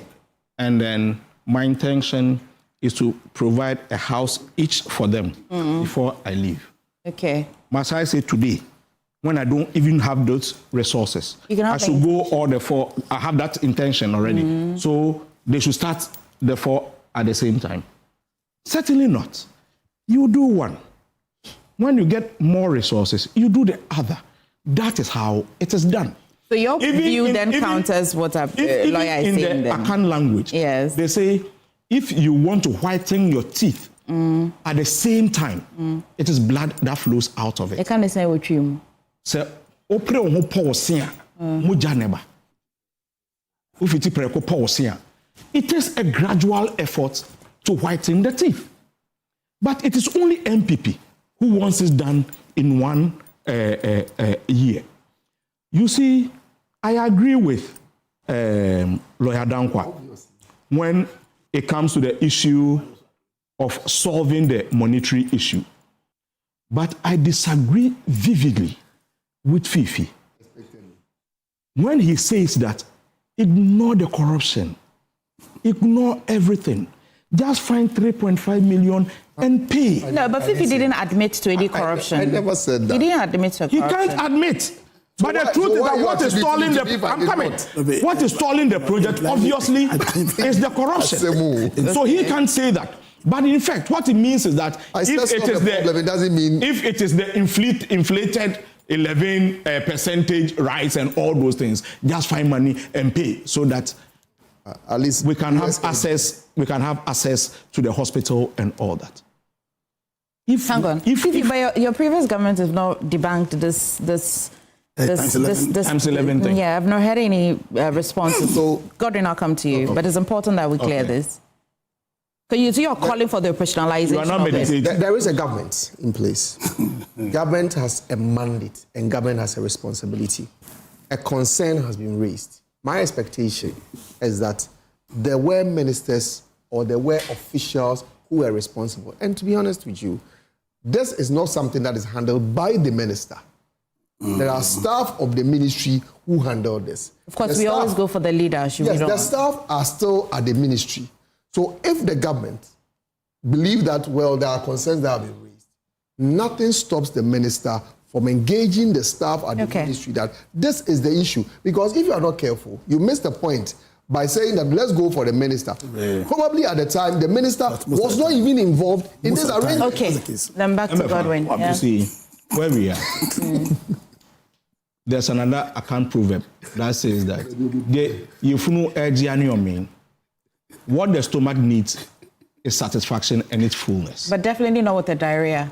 Entirely not what to cause a diarrhea. You understand? Yeah. So it means that what the people of Wager need is their hospital. Yes. They may not be looking at the amount involved and all that.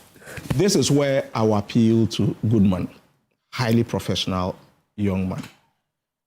And the statement that he brought, I think his issue was that the contractor is rather holding the legs of the ministry. Yeah. I don't know whether it is legally or he is doing it physically. And when it comes to some of these things, what normally happens is that if it's very technical, means you can't move in unless you are given access. And I would plead with Goodman, just not talking about the money. If the facility is usable, if the facility is ready for if it can be operationalized. Because if it can be operationalized, that's what I mean. When we visited the facility, it looked like it was ready to be used. Yeah. If that is the situation, then I would advise that we shouldn't even wait for the contractor. Let me ask you, did you know about this? Did you know about this until until we brought the story up? Yes. You knew it was already, I didn't know about it. I mean, the ministry did. No, I'm not speaking on the side of the ministry. No. Okay. As Akogan, yes. Okay. I didn't know about it until this issue broke. Read Tony Goodman's skin. If it was prevented through the law court, or if not, I would tell the Ministry of Health, issue of inflation with the contractor and all that. If the court decides that we owe him, we would pay. And if he is also, but we cannot leave it idle.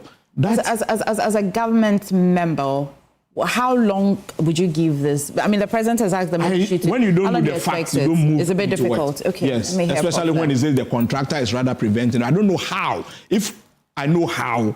Well, if a contractor has not handed over a facility, you really can't just walk in. You can still walk in. You can just walk in there. I am telling you. Okay. Unless I'm telling you. Yeah, so friend is saying so. How do you don't promote this, please? Don't listen, it's not about the procedure. You have inflated costs. You have been caught. It's an accusation. Please be fair. Okay, Prof. Let's not. Prof, let me hear you on this matter. I think you gave us a very nice topic, and the ending part was who is to be blamed. Yeah. And that was yes. I'm looking for somebody to seek accountability from. Yeah. So the discussions will border on healthcare policy, abandoned projects, and also accountability. Yeah. A children's hospital is not just a building. It represents hope. It represents survival and the future of our nation. So, an hospital is built and left abandoned. We have one hospital, but crowded. Children. I think we have become victims of our own woes now. As a country, who is to blame? I am not even focusing on who failed, but I'm focusing on the consequences there are for the ordinary Ghanaian. The consequences of our actions. The consequences of what is happening now to all of us and the people in that environment. Wager. If you consider the discussions from my good friend Ako and submission from lawyer who just left us, you can now understand why are we complaining. I am complaining. The government is complaining. So where do you have the solution? And I'll say, the horse is gone, it's voted, it's gone. Why do you sit back and cry? So when can we have a solution to our problems? Today, Ako is also my good friend. He's complaining, he's sad, he's worried. But my good friend is in government. So who is to provide the solution? Is it me or the government? So a situation where the citizens we are complaining, the government is complaining. I don't know where we can have a solution to our problems. I don't know. That's why I said we have become victims of our own woes. We are chasing a contractor. We are chasing someone. Kids are dying. Go to the children's hospital, overcrowded. Yet a fully furnished hospital provided, we cannot use it. We virtually had to force the GMC, the opening, for it to be used. Then when I went through the whole discussions, I was just writing a few things here. Then let me ask, who funded this whole project? World Bank. World Bank. Good. Why is it idle? They say that there are some procurement challenges. So misprocurement, purely they like to say. Administrative failure. Yes. From me? No. From what? From a good friend lawyer? From you? From who? Administrative failure here. Who is to blame? You asked a good question. I go to my office and teach. That's what I do. I perform after this program. I came very early morning, 6 o'clock. I have to use the office time. By 8 or 9, I should be teaching. I leave there late. I go and perform, do my work. The one who has been voted for, given the powers, is complaining. So where do you have the solution? Then I was writing something here. Who supervised the project? Is it me? Who supervised? It's not a government. So if we've had issues with that, why don't we chase after those people? And we complain. And also writing something. Was this poor planning or political neglect? A political neglect. A whole hospital. It took the people in that area to demonstrate, to bring this issue to light. And today we are having conversations on this. After this show, give yourself 1 week. It's gone. Kids will be overcrowded. We'll report that. We'll come back here.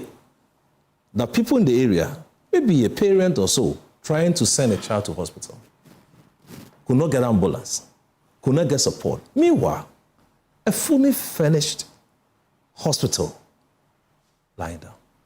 Why are we doing this to ourselves? So for me, I am not focusing on who failed. I am focused on the consequences there are for the ordinary citizens in the country. Okay. You have heard, Prof. So because you definitely would have a relative who lives around Wejagbawe who would have a child and would need health service and all of that. Whatever we are asking for, that hospital must be operationalized. And the ministry has been giving us assurances. Sure. Fifi, let's go to the allegations by Frank Anodompre that resources meant for cocoa farmers being used to buy aircraft for the government. Well, yesterday I saw Akugan, who is seated to my left, holding a press conference. And when I saw the essence of the press conference, I said, well, interesting times ahead. Why? So Akugan has been Deputy National Communications Officer of the NDC. When the NDC won power, one of the things they have done is to appoint all the regional communication officers to state institutions to do PR. Example, Cocoa Board, the Western North Communications Officer of NDC is the spokesperson. At Cocoa Board, when you go to Ghana Gas, Kirk for my region, Western region, is at Ghana Gas, among others. And Akugan's Regional Communications Officer for Ashanti region, Nuruddin, has been appointed Chief Executive. And today, he says, and Akugan's boss, Sami Jemfi, has been appointed, according to the NDC guys themselves, to one of the juiciest positions in government.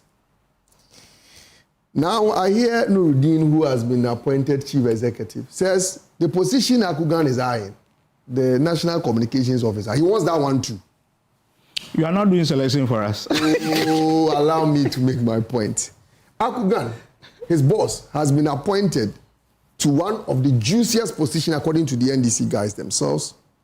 Akugan's regional officers have been appointed to state institutions to head it. Somebody must be appointed for these positions anyway. Yes, Akugan was not appointed.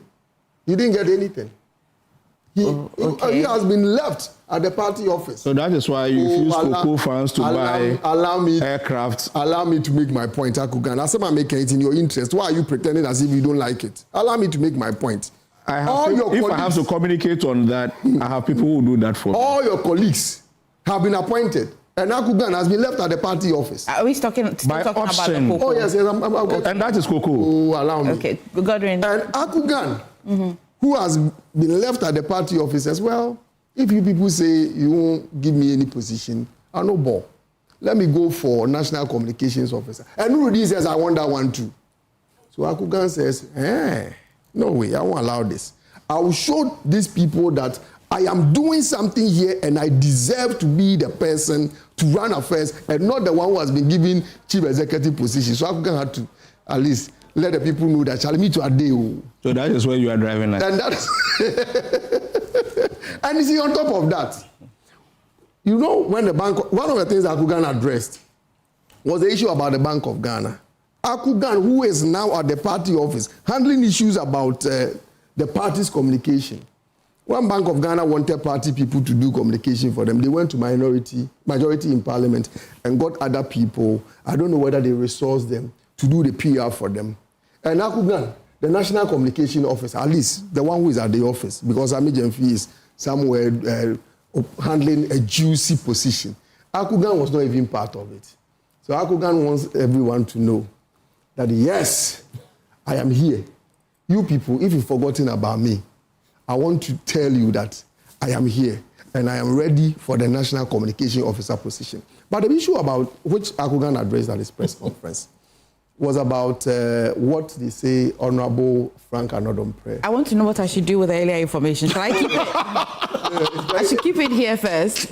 It will arrive at... What you should do with it is that there's a sudden turf war. Okay. And that turf war, Akugan is making a clear statement to those who have gotten appointment from the NDC. Okay. I think he's been appointed. Oh, that bill. My friend Akugan, Charlie, nothing for him. Akugan is up. Okay. Oh, all right. Akuwe. Fifi. Charlie, don't worry. It shall be well. Address Coco. Of course, I can talk about Coco any day. I think Honorable Frank Anodom-Prayer talked about the fact that government is buying aircraft. Is that a statement of fact? Yes. Government is buying aircraft. Honorable Frank Anodom-Prayer talked about the fact that farmers have not been paid. Is that a statement of fact? The answer is yes. Government has a responsibility to cocoa farmers, and government must ensure cocoa farmers are paid. If you look at the Cocoa Board law, the law actually forbids individuals from selling cocoa to a person of their choice. You can only sell cocoa to Ghana Cocoa Board or an agent authorized by Ghana Cocoa Board. So if people have sold cocoa and they are not getting paid, government, which is the sole shareholder of Ghana Cocoa Board, has a responsibility to ensure those people are paid. So if the Honourable Member of Parliament says, at a time where Cocoa Board is unable to pay cocoa farmers, government has rather decided to spend money on buying aircraft, is that not a legitimate concern to raise? It is not to say that, well, there's cocoa money that has been used to pay, but it is the responsibility of government to make sure that the farmers are paid. Have the farmers been paid? The answer is no. There are farmers who are still complaining. So, Akugan, in your attempt to draw attention to the people that, yes, you are still here, those who have forgotten about you and those who want to come for your position, you are still here. It is important to note that, yes, when people are raising issues that affect the citizens, you must not brush it aside. Let us address the issue of the cocoa farmers. Have they been paid? If all cocoa farmers have been paid, I don't think there will be an issue. The people who talked about the fact that farmers will be earning 6,000, 7,000 a bag, today are paying them 2,500, and the 2,500, the farmers are even struggling. I remember 3 weeks ago, I met a cousin of mine. She is quite older, about 70 years. And she was, I mean, they say, me do a phone work right now, they are bringing me to wait. She's not even plugging the ripe cocoa. And I asked, Auntie Anna, why? And her answer is that, why should I spend the time, plug the cocoa, break it, go through all the process, and take it to the license buying agent, and I'll be told there's no money. the farmers feel that government is not responsive to their needs. And this is something we must, as a country. Won't it be better for a government to owe you than to throw your cocoa away? Of course, people react differently. Okay. And one of the things you should note is that for a 70-year-old woman, she doesn't have the energy to do everything by herself. She will have to employ farmhands. When she employs the farmhands, how is she going to pay them? How long will it take? And she is not ready for that border where the people will come to her and say that, Madam, you asked me to go and work in your farm. You are not paying me. And you know what? Government may say that, well, Honorable Addo is talking about the fact that money is not available and the cocoa board is supposed to pay. Do you know in this country, once upon a time, under John Mahama presidency, banks were not in a good position. Government gave government money and gave it to private banks just to ensure that the banks are able to stay afloat and work, even though eventually it did not give us results. So at the time where Cocoa Board is also in trouble, what stops government from ensuring that Cocoa Board gets money to pay the cocoa farmer? Or is it because the farmers are poor people, they cannot shout? Is it because they don't wear tie and suit? That is why government is not intervening. The only reason why Cocoa Board is unable to pay the farmers is because, yes, there was a gap. They did not sell at the right time and they created that gap. But it's the responsibility of government to intervene. If government is failing to intervene and the farmers are in a poor position, it is the responsibility of government to intervene on their behalf. So if you want to just say that, well, he said government, they are using cocoa farmers' money to go and buy aircraft. But there are many other things that's happening. There are many other things that the government... But they said it's even been bought for Ibrahim Mahama. When Ibrahim Mahama car come, that's but this will hit you. Okay. That if a cocoa farmer who is in the country, the farmer has not been paid, and government find it prudent to rather be investing in buying planes, then for his brother. I don't know about his brother. I am talking about government. I asked the question: are we buying aircrafts? Fifi, knowing the concern of liquidity crash, and knowing that yes, government still owes some cocoa farmers, we also know that government is paying some of them, and you know the sector very much. Are you surprised that, knowing the liquidity challenge, government is paying but has not paid all of them? First of all, what's the percentage rate of payments so far? Because we know that not all of them have received payment. Now we are giving them 90%. Not that percentage. I'm talking about thank God he brought this issue. Not that FOB price. But the subject is on the press conference and not on the cocoa matter. You understand? So let's move into that direction. Give me a minute. I want to tidy up this question. What I'm asking is the number of cocoa farmers, not the percentage that you're on, the number of cocoa farmers that have received money so far. Is it larger than the number of cocoa farmers that have? You can't speak to that. Okay, let me speak about that. Yeah. Then I'll allow my brother to come in. The mischief. You are not the one to allow me to come in. The mischief that the NDC has put out there, I think they've been badly exposed. You know, this morning on my way here, I was listening to Joy FM, and then they were talking about the price of gold, price of cocoa, and they said the world market price is now 5,100. You remember these people were going around trumpeting that, well, we are spending, we are giving the farmer 90% because according to them, the world market price of cocoa was 3,200. I remember very well saying that it is wrong for them to proceed on that tangent because you do not use a spot price or a day price of cocoa in determining how much the percentage that goes to the farmer. Today, he's sitting down here repeating that they are giving the cocoa farmer 90%. Is he aware that the world market price is over 5,000 and they are using 3,200 to determine for the cocoa farmers? Please, just respect the cocoa farmers. It's unfair for you guys to continue behaving it. At the beginning of the season, you gave us a weighted average of 7,200. That is what you are supposed to work with. Why are you still going around picking spot prices when it is low. But Fifi, let me, say that why are we not engaging the farmers based on the determinants of cocoa pricing, but instead singling out one of the things that the government is doing as a reason why they're not receiving their funds? Well, I believe that Cocoa Board as an institution has a responsibility to engage farmers, educate them, and let them understand. Within the cocoa industry, I know that the farmers have a representative or representatives on the board. They also have representatives on the Producer Price Review Committee. I even have a problem with the farmer associations not taking this responsibility up and explaining to their members for them to understand the process, because you represent them, and when taking decisions, you must have their input in taking the decision. When this issue came up, I know Cocoa Board staff have been going around the country explaining to the farmers. The management have been going around, the board has been going around, Otokono and his team from government have also been going around, and the minority in parliament are also going around engaging the cocoa farmers.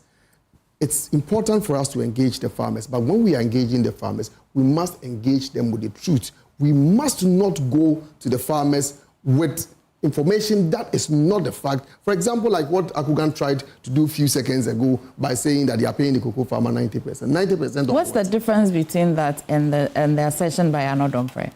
Whether the money was used for aircraft? I am only stating that when you are going to the cocoa farmers, go to the cocoa farmers. Regardless of who is going? Yes. Okay.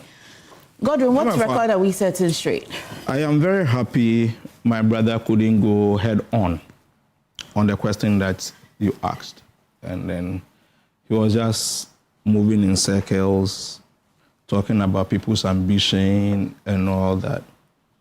When the time comes for people to announce their ambitions, they will. And I don't think that should be the answer for the question you asked. You see, Emefa, anytime NDC slacks a little on its responsibility, MPP fills that vacuum with lies, unbaked truth, and what have you. Before Atta Mills was elected, we knew that NDC had been in power for almost 20 years. People were tired and all that. But strategically, the MPP again campaigned with lies. You remember when they had to put, the year 2000, they had to put cops on the streets and said we were having serial killings in Ghana. Autopsy reports prove that some of those bodies lying on the streets obviously were cops that had been in the morgue, some for a year or two. How they were able to get it, nobody knew how they were able to get it. It brought huge tension. I nearly asked of your age because you're very surprised. You've never heard that, right? I mean, I heard it, but I thought it was just rumors. It's true, reality. Bodies were on the streets. You wake up in the morning, you find all these things. So security matters became an issue. There was another issue where one lady by name Amina Mohammed claimed that she was on a Yutong bus. The bus was stopped on the way to the northern region. All the ladies were raped on the streets. Prof, I know you heard of that story. Raising tension in this country. We lost that election. The moment we lost that election, President Akufo took over and the stories were absurd. That was the first time I was even hearing figures like Opepepe Tansa, and then he was one of the chorus leaders. Fifi was one of the chorus leaders. They did all that. Then our then propaganda secretary, now our General Secretary, Fifi, decided that no, this thing is getting into the heads of people. Let's address it one after the other. We were then in opposition. the setting that record straight was one of the tools that brought us back to power. When we had power, obviously, we went to sleep again. Mills' demise gave room for President John Dramani Mahama.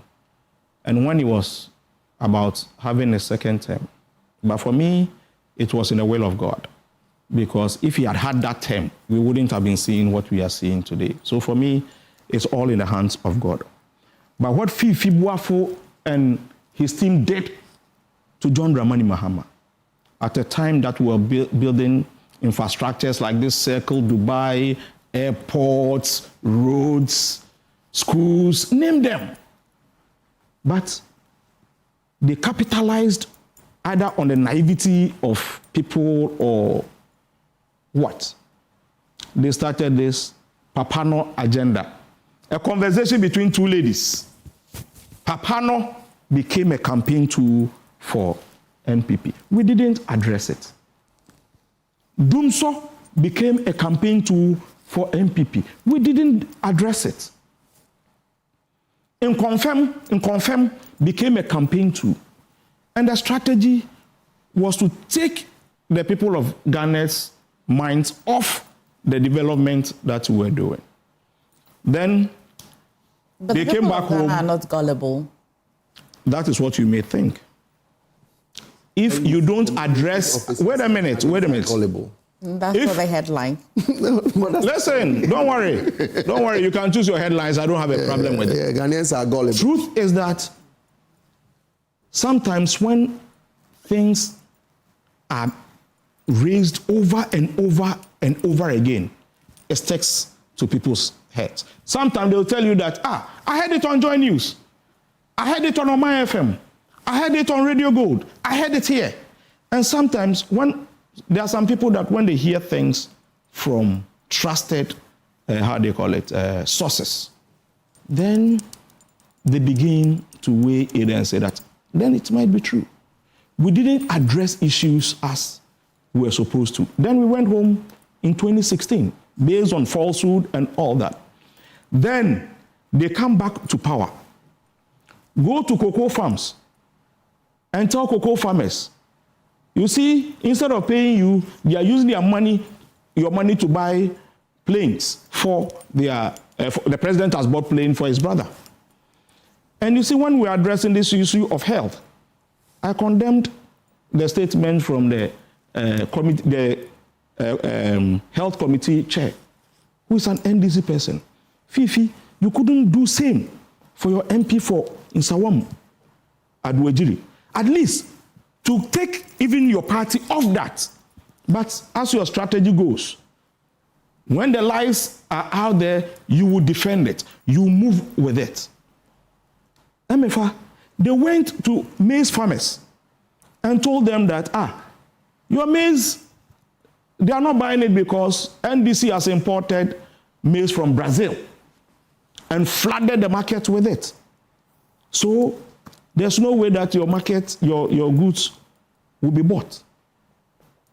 So if we don't address this, and you see, all these things, we addressed it better when we came home. But this time around, unfortunately for you, we won't address this in opposition. That is why we have relaunched this Setting the Record Straight. So now you get what I was... Everything that... I am the Deputy National Communication Officer. Yes. And Nuruddin, who has gotten government appointment once your position. What you don't know is that Nuruddin is a sitting regional communication officer. He has a right. Don't be tempted. I'm not tempted. You understand? He has a right as a regional communication officer to also engage media. I'm not talking about... You understand? I'm talking about the position... Don't worry. You couldn't boldly, chastise your MP for the falsehood. Yeah. And it will be a tag on your neck. So, Emefa, this time round, we won't sit and watch them. For them to be repeating those lies with the mindsets of, influencing the narrative and all that. Setting the records have come to stay. And it is a tool, or let me say, one of the tools that we'll use to address your lives. Emefa, look at something beautiful that the Bank of Ghana has done. And I know it's one of your last topic. When they were thinking of Agenda 111, the managers of the economy are thinking of Agenda 118 billion. For today, we becoming the 7th strongest economy in Ghana. You were talking of Agenda 111. 8th, you mean? Yes, 8th. Agenda 118. Placing that at the 8th. And you see, if you look at where MPP left the economy for us to take over, and we did 17 months, the story is changing. We'll come there, we'll come and address it. Let's talk about the setting of the record straight. Sure. So I like to think that the message, or if I want to get into what the minority is saying, is that we have scarce resources, so government must prioritize. Cocoa farmers, you definitely owe for cocoa farmers. I see that you're paying. Some cocoa farmers have received their funds, others have not. The concern is that if we have scarce resources and we have a particular amount of money, why don't we pay the cocoa farmers? And instead, maybe, I see that as a budget to retool the Ghana Armed Forces with aircraft and what there is. Emefa, yeah? You see, I'm sorry to say that I'm not sure you have followed the story. Which one of them? The statement of the buying aircraft. It wasn't an issue of not buying or buying an aircraft or not paying cocoa farmers. No. One of the issue was that we have used cocoa farmers' money to buy an aircraft for the president's brother. That's not an area I'm getting into. The area I'm getting But that was what was addressed. That's it. And I'm saying that the area I'm getting into is whether that matter is false, is propaganda, you're setting the record straight. We're asking that the cocoa farmers, and we recognize that cocoa price is determined globally. First of all, did you think you had to be measured in your promises to the cocoa farmer, knowing that prices are determined globally? There's also a pushback to also know that, well... You see, let me come in again. Okay. During our campaign, what we said, we didn't quote the figure 6,000 in a vacuum. Yeah, at the time. Yes. What we told the cocoa farmer is that we are going to give you a minimum of 70% of FOB price. Yes. So with that, the current rate, we would have been giving you 6,000 for a bag.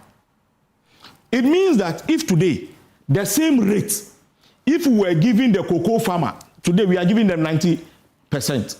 So if at that rate, we were giving them 90%, they would have been taking beyond the 6,000 that we mentioned. They would have been taking about 10,000 cedis a bag. So we added a percentage to it.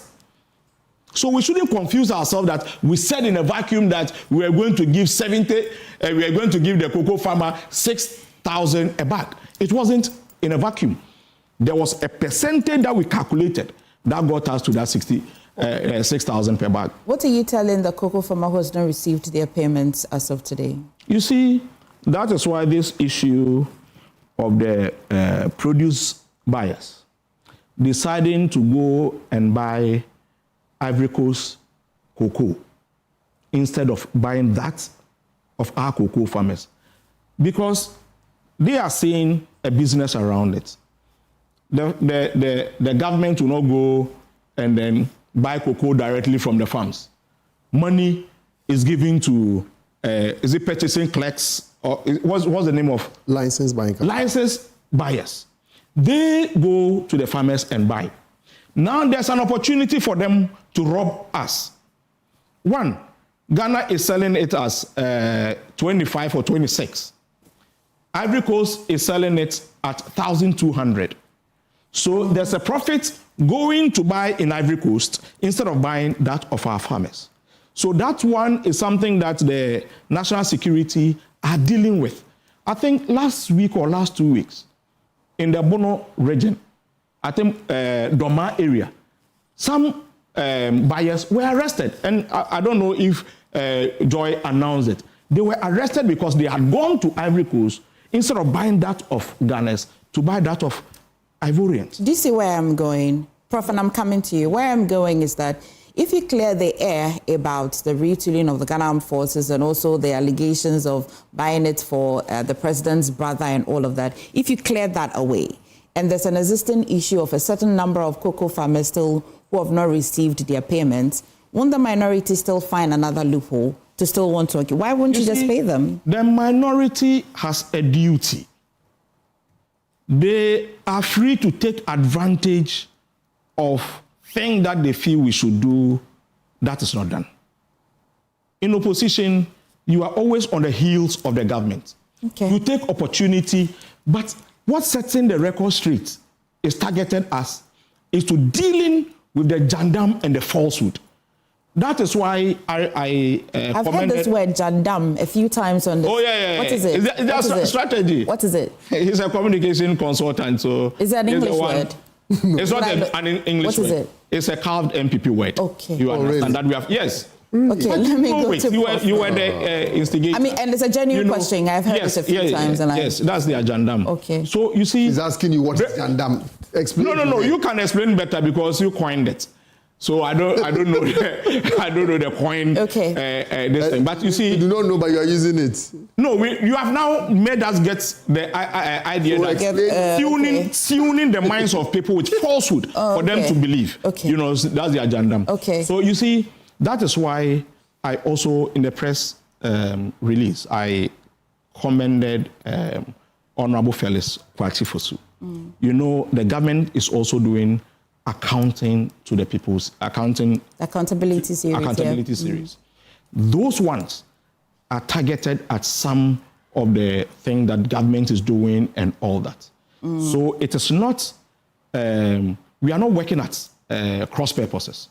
This is dealing with a narrative that it's difficult for government to deal with those ones because sometimes government, the diplomacy and all that, you are a little careful about how you communicate, but this is purely politics to deal with the lies and agenda of Fifi, Prof. Wafo, and his team.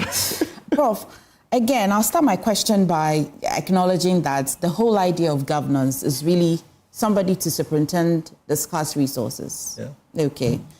The cocoa farmers, no matter how we speak, the technicalities of it is that, well, we're giving you more than even what Ivory Coast is paying now. We're giving you the best of it. That is data that can be looked at. There's still some have not received their payments. And this is why the minority thinks that, well, they should speak to them and engage them. I hear that other stakeholders are engaging cocoa farmers as well, cocoa board and all of the PR that they're doing.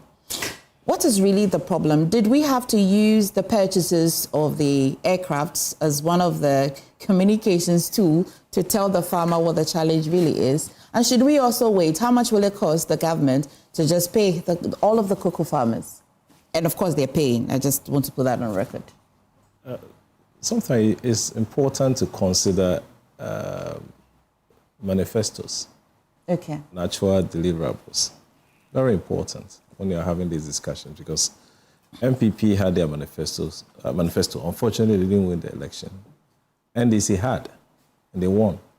So it's important to sometimes make reference to the promises in the manifesto and see what is happening today. Then you can have a better discussions on all this. Let's look at the two issues from two angles. One, the safety of our president is paramount. It's very important. In fact, I don't want to wake up any day to hear a sad story about our president. So the safety is the number one person that we have, like a gentleman. So I always wish and pray that he's all the time protected. So buying an aircraft for him, for me, it shouldn't be a problem. It shouldn't be because he needs to be protected wherever he travels to. The question I'll ask from that angle, are we buying an aircraft for him? That's the first question. They call it the retooling. So it's not just a single aircraft. No, this nomenclatures that we often use. Sometimes it's interesting. You know, let's come clear. Are we buying aircraft for him? If it is indeed yes, let's now hold on.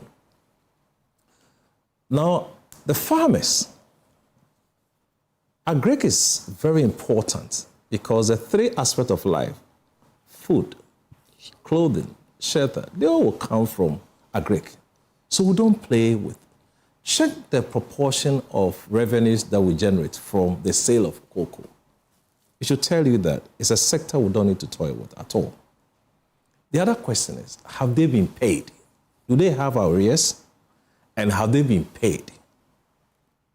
If they have not been paid, and the other question I asked is also confirmed yes, then it means that we are prioritizing jet purchasing over farmers' welfare. That's the bottom line. If all that I've said, you tell me or take yes, that means that one aspect we have not paid farmers. We are going to buy aircrafts. In fact, the allegation, I can't allude to that we are using cocoa farmers. But I'm sure that is a picture out there. I don't have evidence anyway. But the point is that we are prioritizing jet purchases over farmers' welfare. And therefore, let me give you a simple analogy here, that in a farming community where farmers pool resources together to buy seed, to buy fertilizers, to buy tools, to prepare for the next harvest. And the leader in the community takes all the resources and decides to buy a luxury car. What happens to the future of that community? That's a simple thing. The farmers in that community pool resources together and decide to buy seed for the next planting season. And then the leader takes to buy the resource to buy luxury car. I'm not saying that's what is happening, but just to give you a pictorial evidence of what this whole scenario is about. There won't be any food in that community for the next season. All right. So if you go into the whole matter as whether the government has other resources to buy the aircraft or retooling, as you said, I don't have an idea. But these are farmers who have arrears that must be paid. I don't know the quantum. I don't know whether it could be confirmed after your program. How many of them have been paid? Or have they all been paid? Or what are the promises? I can't tell. But today, you should tell us where the funds are going to be received to buy the aircraft. I don't even know. Now we have BOG calling for recapitalization. I don't know whether we have that before in the financial statements. BOG need to be recapitalized. I don't know where they are getting the money to get to BOG. Farmers are also demanding for the side of part of their money. I don't know where we are getting funds to pay. We are talking about health system facilities, challenges we have in our health system. Where are we getting funds? So which one should we prioritize? And as a nation, I ask a simple question all the time, that do we know our priorities as a country? Because there's one thing knowing your problem and finding a solution. If you don't know the problem you are encountering, how do you find a solution to this problem? So, Emefa, I think this is a very simple matter. We should have our priorities right. We should have our priorities right. And I cannot confirm the allegation, but that is for the optics. That if I have not paid farmers and you are going to buy aircraft, then obviously. The government has not left it to open. It is announced that it will use domestic we should know where bonds. the sources are coming from to purchase the aircraft. And it's important. But let's stop using this retooling things. It's not helping. It's not helping us. Let's come clear. Are we going to retool the Bank of Ghana? But you know, Bank of Ghana actually, government has also announced that they are going to do recapitalization and it will be done from now to 2032. Mm-hmm. What it means is that the money they talked about, that, oh, well, it's been used, we've paid as a result of the sterilization we did. Myself, yourself, Emefa, and every other Ghanaian is going to pay for that. So if you say that you have saved me, well, at the time I go to the pump, I'm not paying anything less. my electricity bill has gone up, my water bill has gone up, and I still have to pay to recapitalize Bank of Ghana. And because Akugan feels threatened by Nuruddin, so he will come and hold a press conference and say that he's setting record. Which record straight? The record is that in opposition, you are still taking bribe. Okay. Well, let's just spend the last 4 minutes on Ghana's progress to becoming the 8th largest in Africa in terms of its gross domestic product, estimated at $118 billion. And this is according to the IMF. Fifi, you've got a smirk and a smile together on your face. When I read the story, the first thing I wanted to be sure of was where the drivers of this increase in our GDP. And there are 3 things they mentioned. 1, mining, 2, the financial sector, and 3, ICT. Mining was key. What you need to note is that the mining companies have not expanded. The real mining companies have not expanded. And this is largely as a result of artisanal mining ongoing. And the truth is that illegal mining is a contributor to what we are saying, because Gold Board is buying gold from everywhere. So we are happy that today, illegal mining, which we vigorously fought against, has become a source of expanding our GDP, for which reason we are excited about. I don't think we should be excited about that. Another thing is also the financial sector and the ICT. The question you need to ask yourself, because of time constraint, is how many jobs are they creating? The biggest challenge we have as a country today is unemployment. Yes, we have other challenges, but then the biggest challenge we have is unemployment. And probably may go into the details of it, but the question you need to ask yourself is, this supposed expansion we have, how has it reduced unemployment in our country? If it has, yes, there's an expansion, but it does not lead to the creation of employment in our country. It does not solve our problems. Because there are several young, educated, able, prepared to work young men and women in our country who do not know where to turn to. They wake up in the morning, they turn left, they turn right, and they go back to their parents who have spent resources training them to give them where to sleep, what to eat, what to wear. And I think that at any point in time we are talking about expansion in our economy, we must ask the question, has it provided employment to our people? Has it brought relief to us as a people? If it has not done that, then I believe that just expansion does not solve our problem. What will relief look like for you, Fifi? Relief. I pay less for electricity. I pay less for water. I pay less for rent. I pay less for basic necessities of life. If not hear me decent. Just the basic things in life. At least when I go and buy fuel for my car, I will pay less.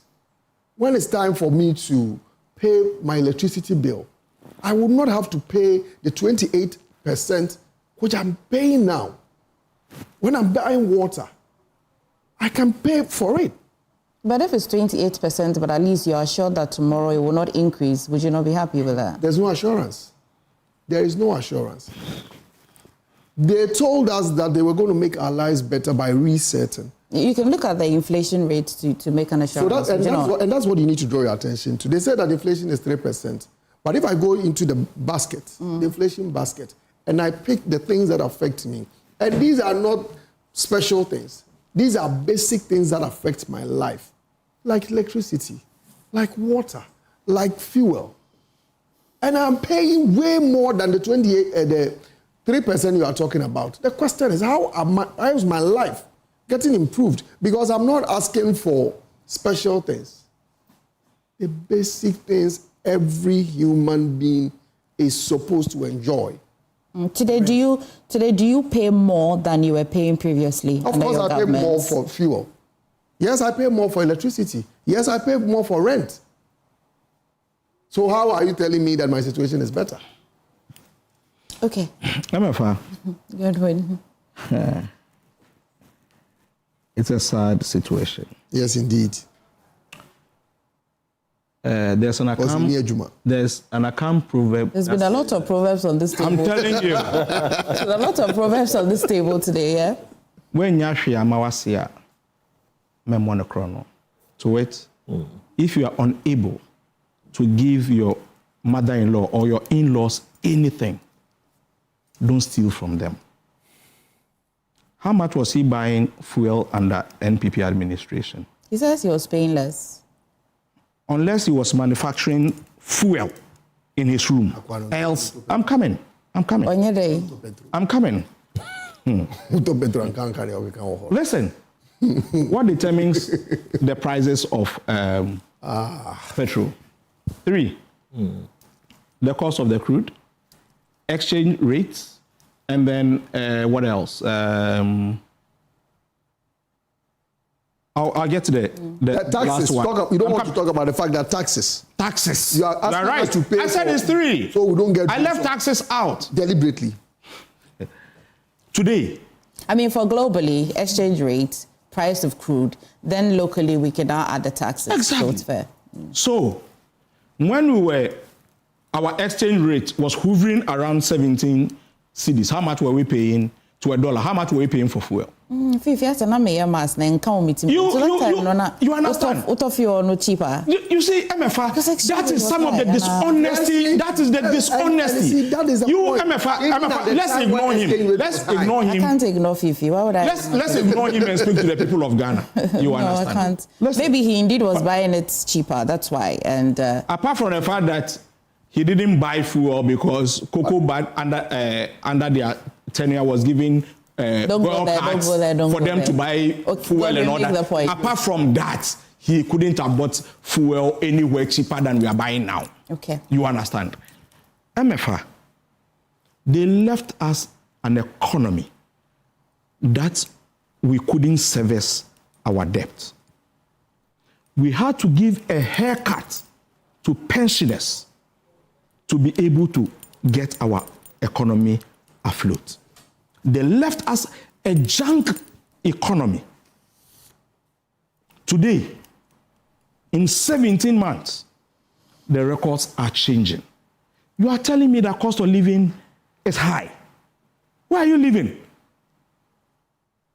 This December, people were able to shop to the extent that it took fire service to be pouring water on human beings to get, because people were even collapsing in front of your former office, Cocoa Board. People were even collapsing because of the heat. When in our history have we been able to get to that state? Everybody says that this Christmas, they medio, apart from MPP people. Today, we've been able to reduce inflation to 3.2. Something that has never happened in 20 years. And you sit here and you see basic economics. When inflation comes down, obviously cost of living comes down. For the first time, people who sell cars are even... Is that the case? When inflation goes down, exactly, it really doesn't mean that the cost of living goes down. It means that it's stabilized. Or when we come, we do economics is still questionable. Don't worry, let me clarify that. There is a rate, I'm coming. The rate at which prices are increased, yeah. So you see, when you are calculating inflation, we always, and in fact, we never thought that we could ever get to this point. When we are calculating inflation in Ghana, we say that it's always going up, and the dream is always to bring it down. Yeah. And if it is coming down, automatically it affects pricing. How much were we selling a gallon of oil for? 1,200. Today, 600 cedis, you can get a gallon of oil. How much were we selling beans for? Today, it has come down, a bag is now 400. How much were we selling rice for? It used to be 1,800. Today we are buying it at 500, 450, depending on the brand. So it is having a direct effect. Nobody even thought exchange rate could even get to a reversal. What did we say about our exchange rate. There's a Nikki for it. Forward ever, backwards never. Under Akufo, it was 1:1. Under Mills, it is 1:2.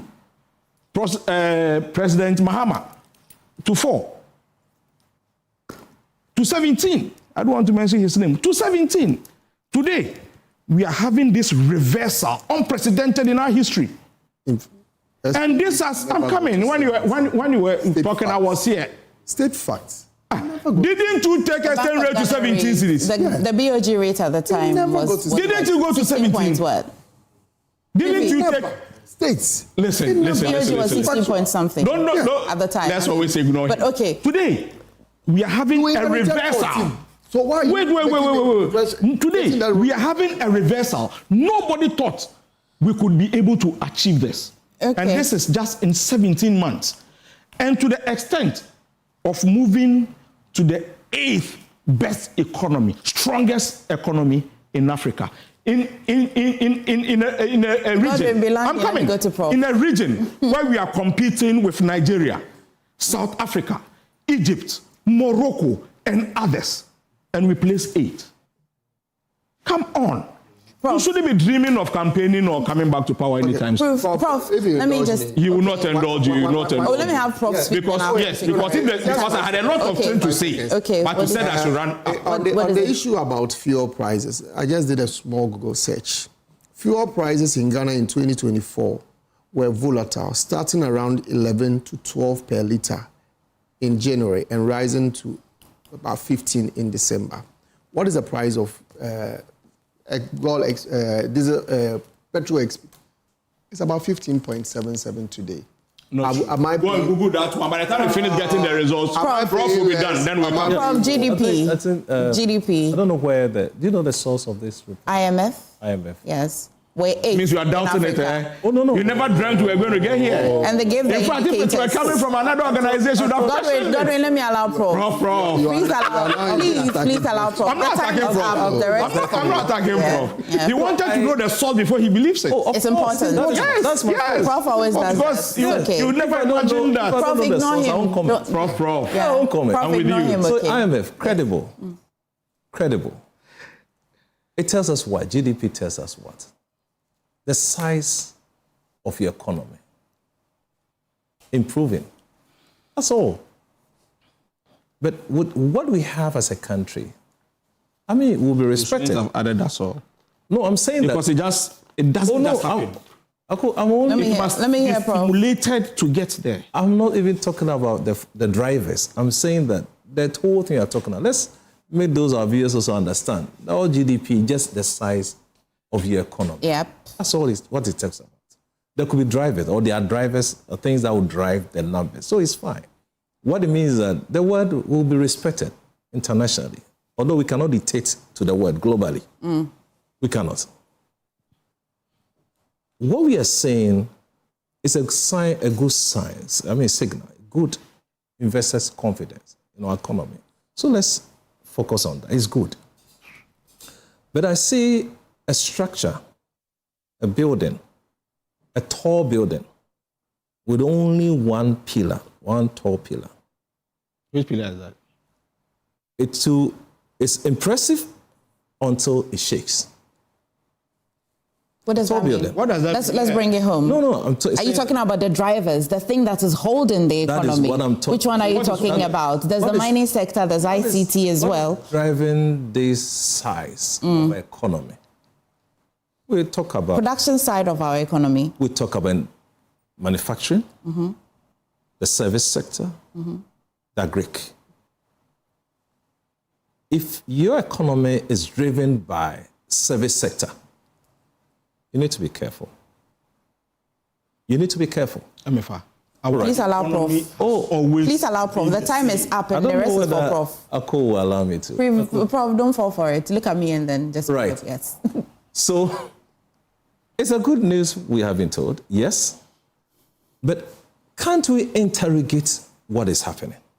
It's important. Prof, you can. So, I am talking about the drivers, and I gave you a simple analogy. That if you have a structure, a nice one, a tall building, and there's one only pillar holding that, quite impressive until it shakes. But what's this pillar? That's what I want. No, strong pillars don't shake. I'm saying that your economy is driven by one leg. All right? Which leg is when that? there's an issue, what happened to the economy? It will depend on the leg. Ako, no, it will depend on the leg. Ako, won't you allow me to? No, I gave you the opportunity. Prof. Oh, you see, Ako, if you say the leg is cocoa, okay, but the leg is gold, the leg is oil. Oh, okay. We can. Godwin. So which leg? Godwin. Now the time is up, and I'm not going to be fair to Prof. Prof, please land on it for me, okay? Back in school days, a simple economics 101 will tell you the difference between development and growth. Growth is quantitative. But if you want to look at the qualitative and the quantitative together, then we are talking about development. The lives of our people is what matters here. They are better off now. Okay. I don't know. I've become the host now. Thank you, Jen.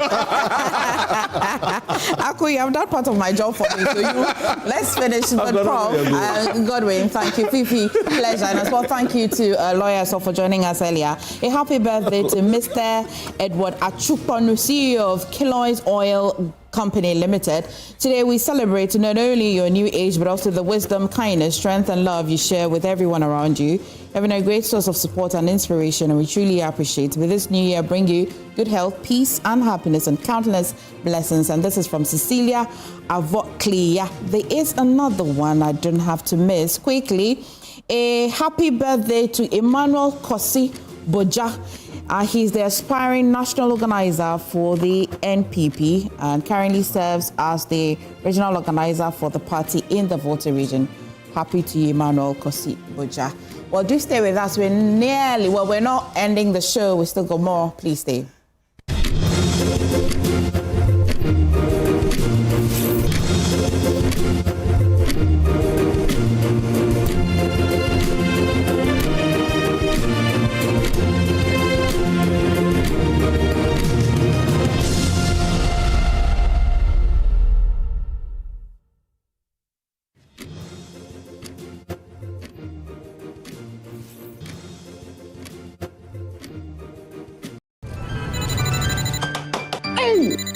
Is your tech holding you back? Feeling lost in the maze of outdated gadgets? Relax. Come with me to Configure.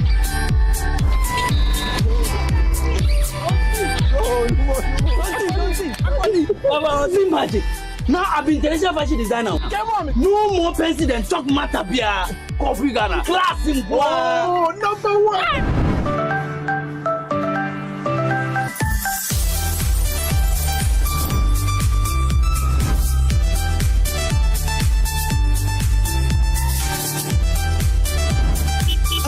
Ghana, we don't just sell electronics, we transform your life.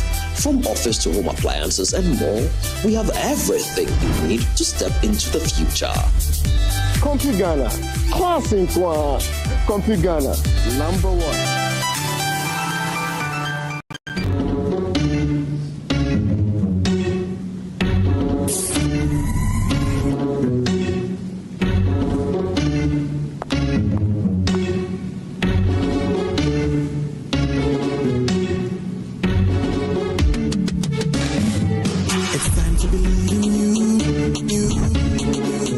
Changing, so should you. If you're dreaming, don't be afraid. And in the valleys, keep your head up high. Got to dream with Puma drinks. Yeah, believe it, you can achieve. Oh yeah, clap your hands for the whole new vibe. Make me set the oh yeah, come alive. Let me hear you.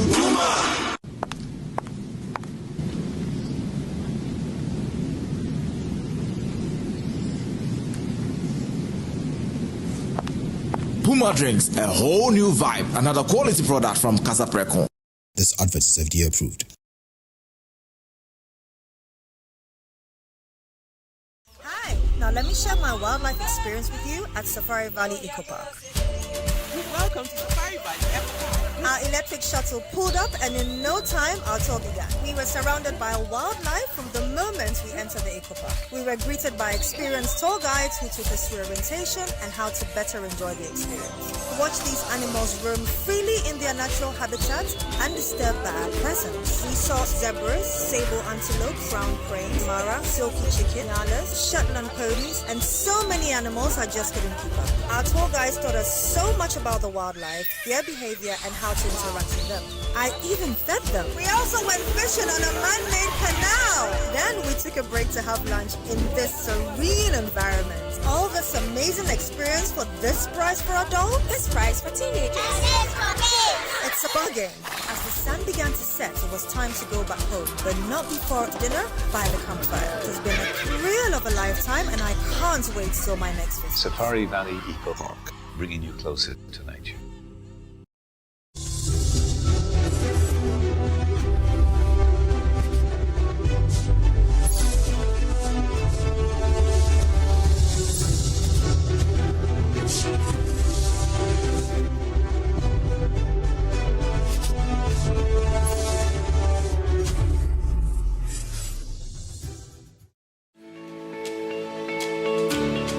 Shield silicone paint repels water, dispels water vapor, is washable, self-cleaning, and durable.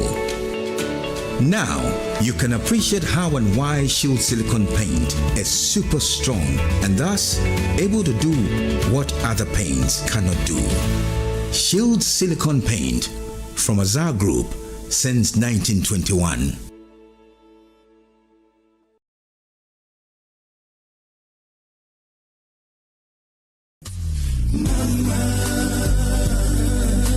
This Mother's Day, Joy Prime turns up the heat and serves love on the plate. 5 celebrities, 1 kitchen, endless flavor. Watch your favorite stars cook side by side with the amazing moms in their lives in an atmosphere of fun and music. Which celebrity do you want to see in the kitchen with your mom? Send your pics via WhatsApp to 055-157-5757. Be a part of this year's Mother's Day celebrations. The venue is the La Palm Royal Beach Hotel. This Sunday, 10th May 2026 at 1 p.m. Come and experience live band performances from seasoned Ghanaian artists, plus win attractive prizes for your mom. Admission is free. Let's celebrate the hands that feed us. Cook with Mom, Celebrity Edition, powered by Joy Prime and sponsored by Gino, Truly Cares, City Black Tonicana, Eyedru Papa, GBH Hair Relaxer Cream, My Hair, My Crown, Max Buy, Happy Life,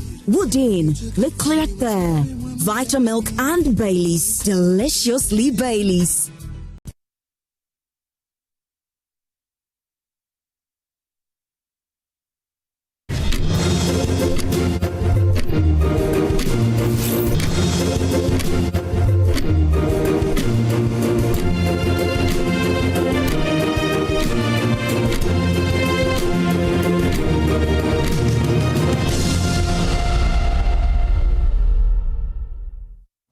Well, thank you for staying with us. So Mother's Day is just around the corner, and I'm going to be quite kind to you to tell you what you can do for your mother. Okay, so I've got this morning Linda Anakolate.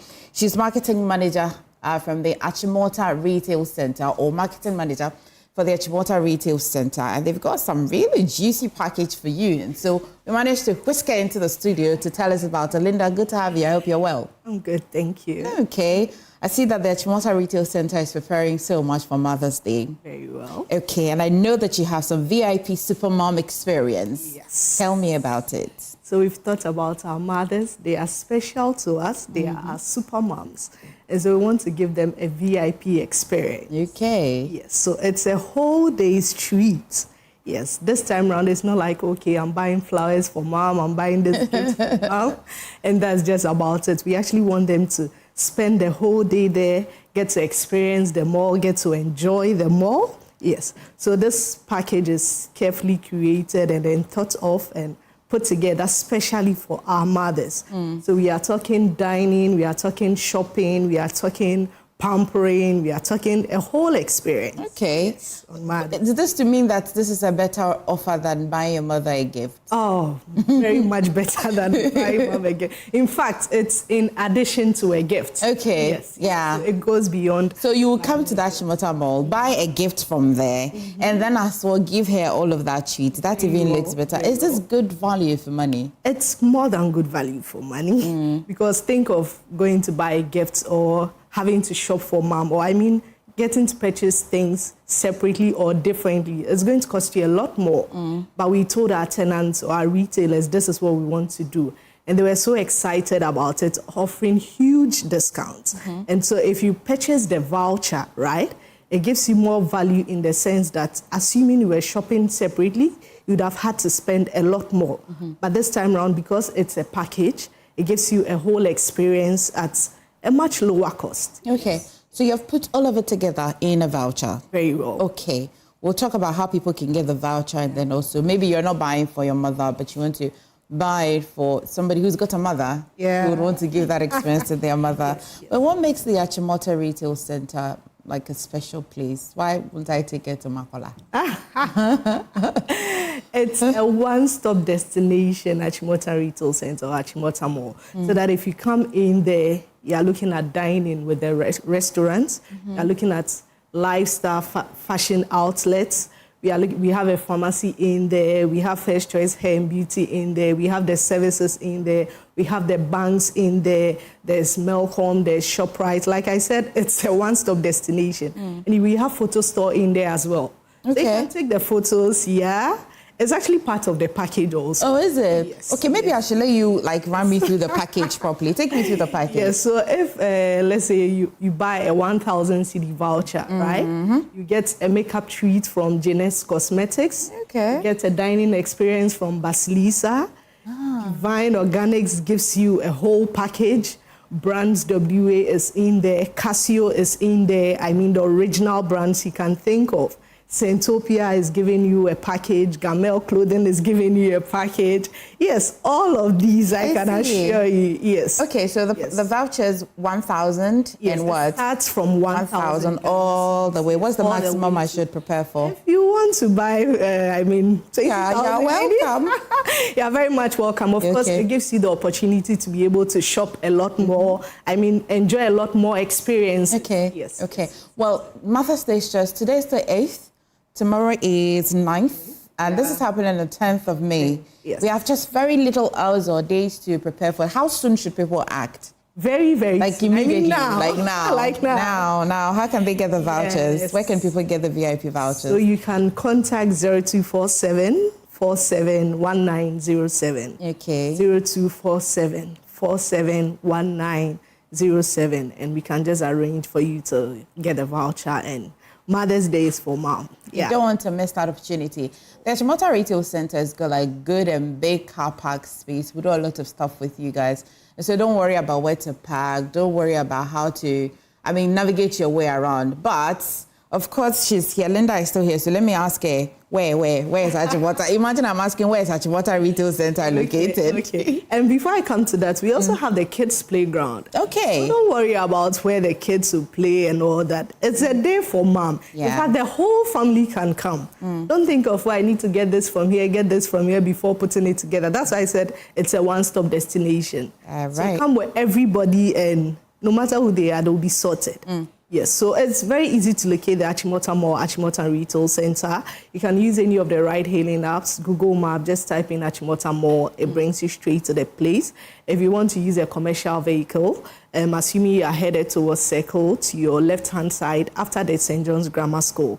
The opposite direction, assuming you are headed to Taifa, Pokwase, Sawam, to your right-hand side, just before the St. John's Grammar School. So it's very easy to locate. People are lucky you got Linda. If I was supposed to be giving you that direction, okay, look out for the plantain seller, look for the runabout and all that. You're like, it's pretty simple. Use any of the hailing apps and then it should be able to get you there. But say the number again, how we can get the vouchers. 0247. Okay. 47. Okay. 19. Okay. 07. Okay. 0247.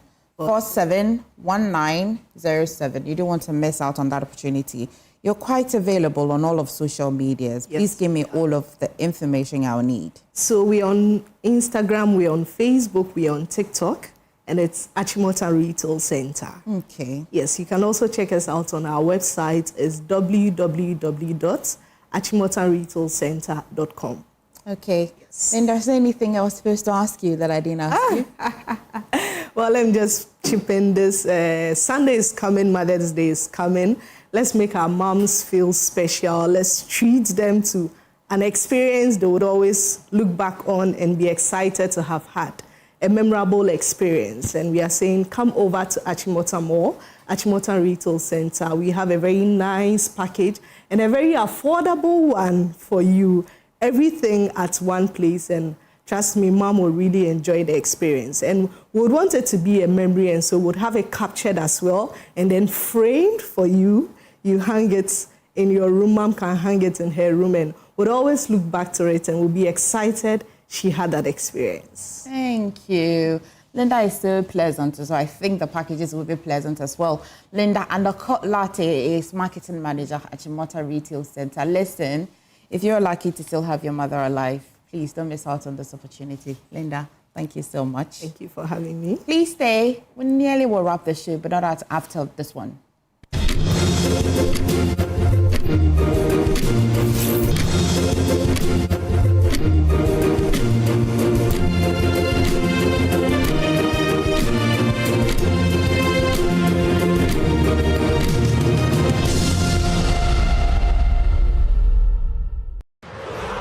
Ghana, get ready for the ultimate athletics showdown. The African Senior Athletics Championship is coming home. Let's go, baby!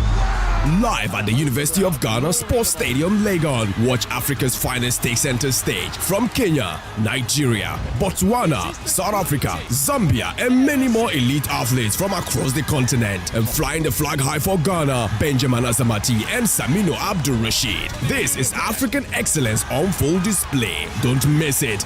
Live at the University of Ghana Sports Stadium from May 12 to May 17, 2026. The 24th African Athletics Championship. And powered by the Ministry of Sports and Recreation, the Confederation of African Athletics, and Ghana Athletics.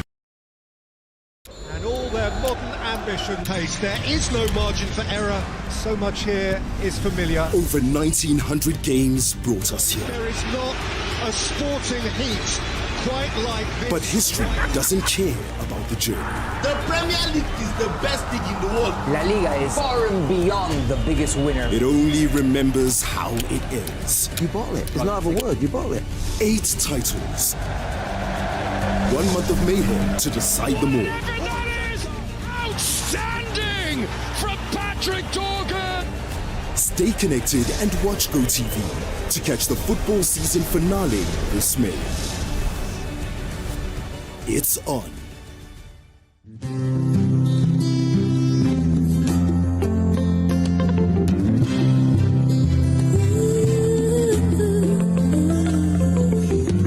Hello and welcome back to Gomwa Central, where amazing things happen.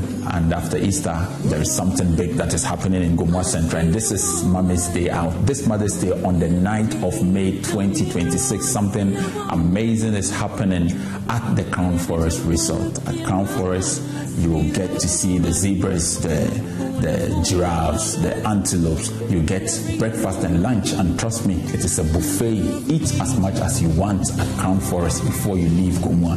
That is not all.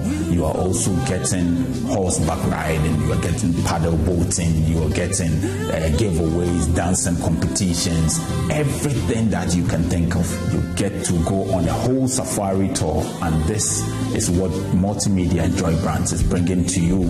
This is the Mommy's Day Out at the Crown Forest Resort, with just 1,500 for couples, with 800 for singles, with 500 for kids. You get a bus to take you all the way to enjoy all of this. Listen, there is nothing better than this. And if you want to be part of this, please call 0591 709309 and give your mother the best time of her life at the Mommy's Day Out at the Crown Forest Resort. Can't wait to see you.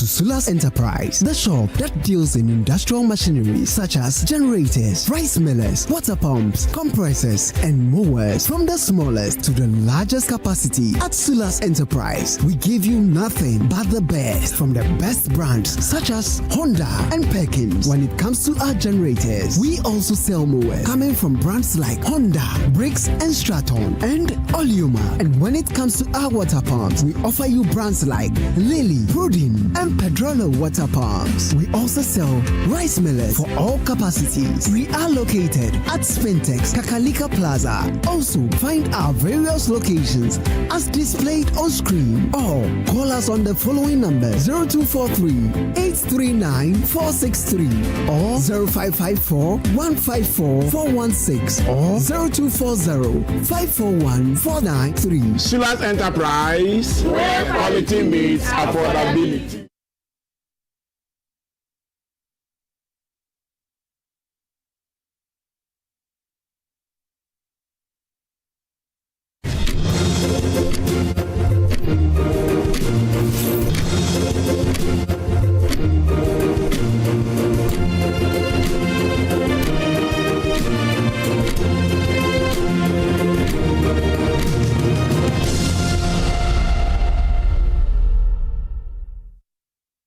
Thank you for staying with us. Now, as graduate unemployment continues to rise in Ghana, a growing number of young people are shifting from job seekers to job creators, sparking a broader debate about the role of education and entrepreneurship in achieving success. Now, some entrepreneurs have shared their views on the issue. There's more in this report.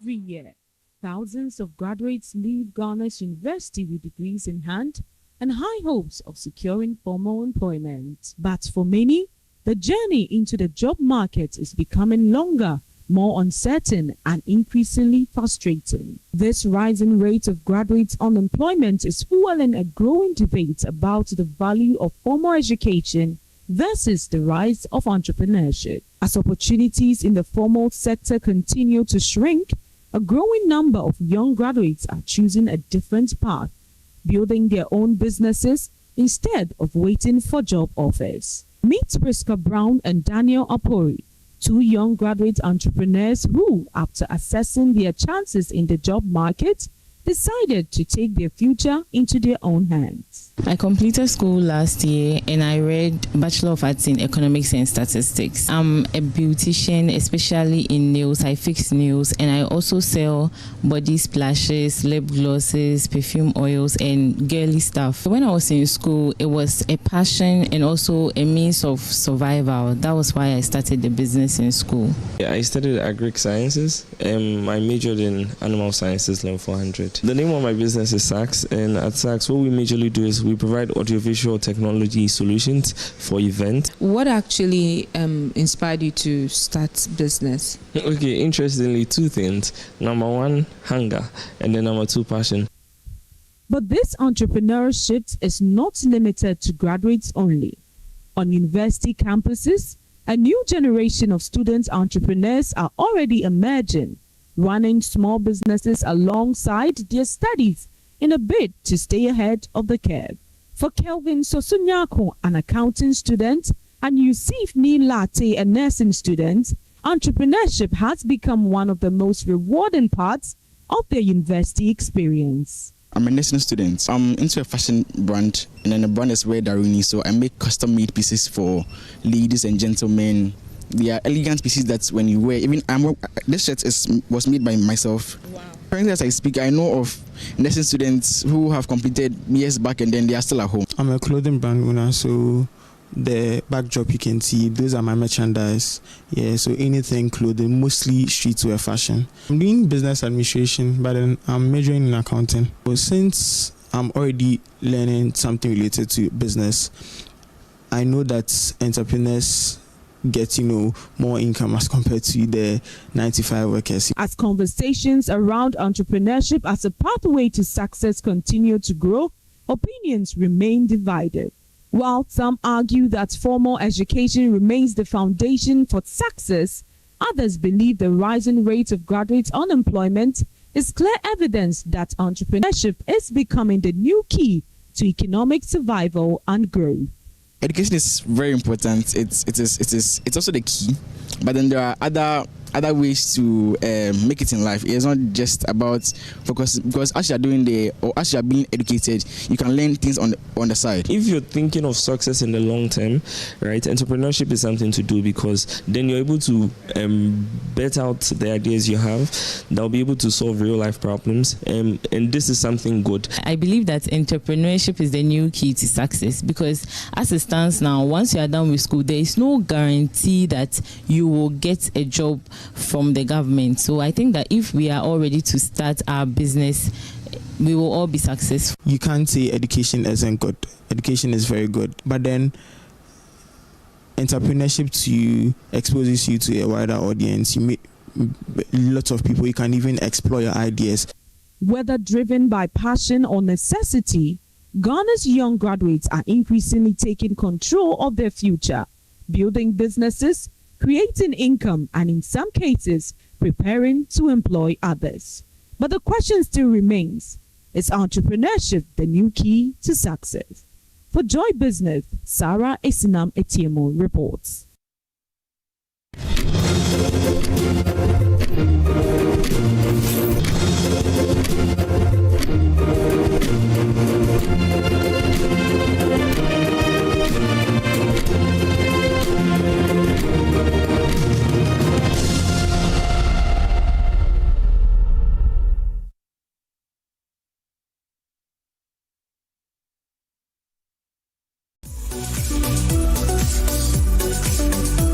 Across Ghana, in communities big and small, ordinary people are doing extraordinary things. This is the Joy News Impact Makers Awards 2026, celebrating those who are changing lives, shaping futures, and building hope. From Bimbila in the northern region, Faith Jakpasu is transforming classrooms through innovation, inclusive learning, and life-changing initiatives for students, teachers, and vulnerable communities. From Aflao in the Volta region, Felix Akakpo is building schools, supporting students, and investing in the future of an entire community. In health, from Winneba in the central region, Amos Ando is turning his personal battle with sickle cell into a national movement for awareness, prevention, and policy change. From Nkwanta in the Oti region, Bless Lantam is delivering life-changing healthcare to hard-to-reach communities, even in the face of conflict. From Insawam Edwardri in the eastern region, Antonio Say is restoring mobility, dignity, and opportunity through prosthetics and outreach across Ghana. From Adenta in the Greater Accra region, Valerie Ajatia is empowering amputees with hope, rehabilitation, and the courage to rebuild their lives. From Anyanui and Noga in the Volta region, Reverend Christian Valeto is rescuing, treating, and reintegrating neglected mental health patients back into society. From Akuse in the eastern region, Alberta Aite is mentoring, educating, and empowering over 1,000 girls to dream beyond limitations. From Senya Breku in the central region, Isabella Akwabwa fighting period poverty and equipping women and girls with skills for independence. In Wash, from Sirigu in the Upper East region, Dr. Anthony Akunzele is improving livelihoods through clean water, education, and economic opportunities for women. From Akache in the Volta region, Senya Gwamita is transforming communities through schools, clean water, healthcare access, and youth empowerment. And for the Corporate Partner Award from the Cape Coast Youth Development Association is empowering thousands of young people through education, skills training, and community development. These are not just finalists. These are change makers. They are nation builders. They are Ghana's true heroes. Joy News Impact Makers Awards, celebrating ordinary people making extraordinary impacts. Who takes this home? The 2026 Joy News Impact Makers Awards is brought to you by Ghana CEO Summit,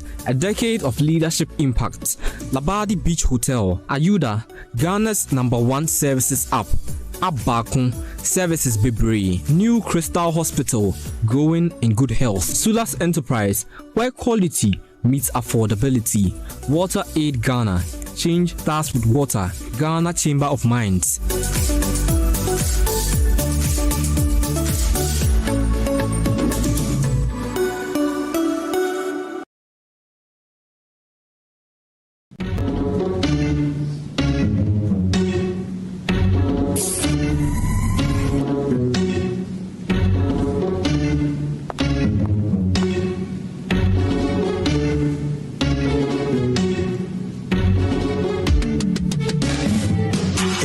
believe in you.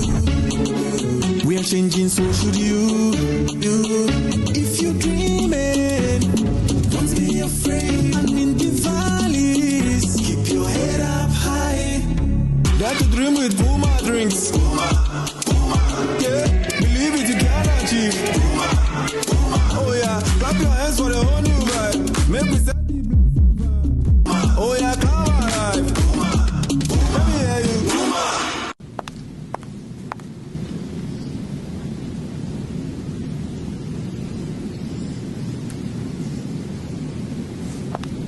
Puma drinks, a whole new vibe. Another quality product from Casa Precon.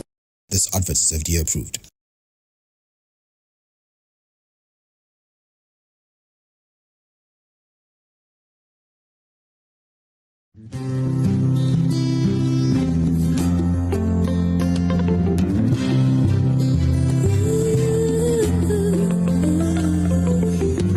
Hello and welcome back to Gomwa Central, where amazing things happen.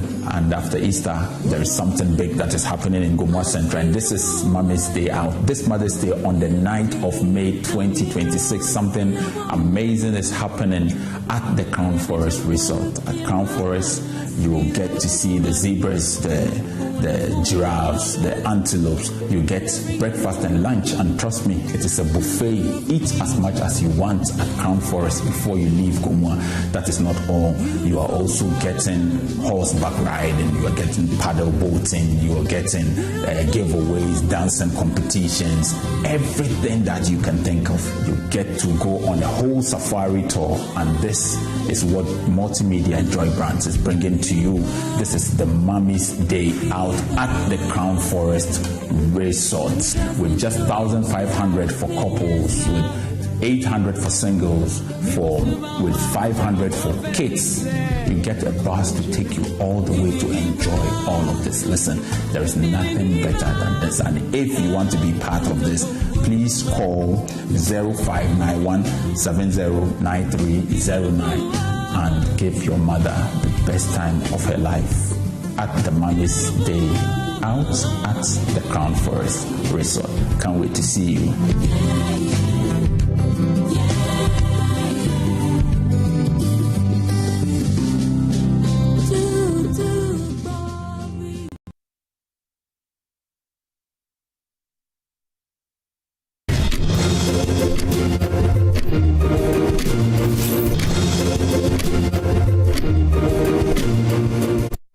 It's been quite an amazing week with you, joining us from Monday till today. Now, on behalf of the entire team, myself, Kingsley O2, Adebia Asare, Denisia Pomaye Jane, of course, my director, I want to say happy Mother's Day to all mothers who've been doing the watching. I want to say a very special happy Mother's Day to Susanna Akpere, ASP. Susanna Akpere, for all the watching and all the well wishes that you've been doing for myself and Rosa. A happy Mother's Day to Mama Gasename, the third of Mafi traditional area, and to everybody, every mother there doing all the work, everything. So much love to you as well. And on behalf of Kojo Brace, my colleague as well, happy Mother's Day. Namia no kata leve do comment. For all that you have been doing, showing Emefa to all of you. Thank you so much. But on a more serious note again, and sadly, every day someone in Ghana is diagnosed with leukemia and asked to travel abroad for treatment. And this must stop. Join Build, Ghana's first center for hematology and clinical genetics.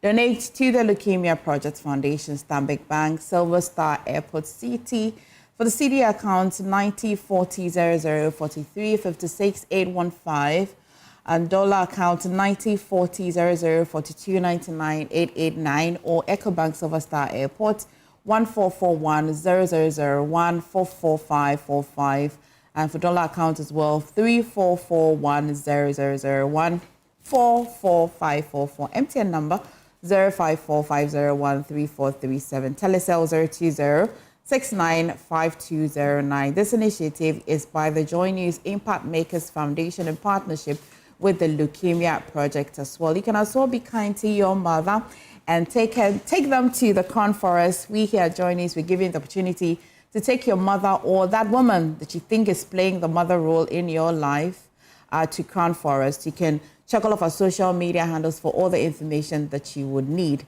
But thank you so much for joining us on the show. Please stay for Joy News Desk, and I'll see you at 12 for JN Today.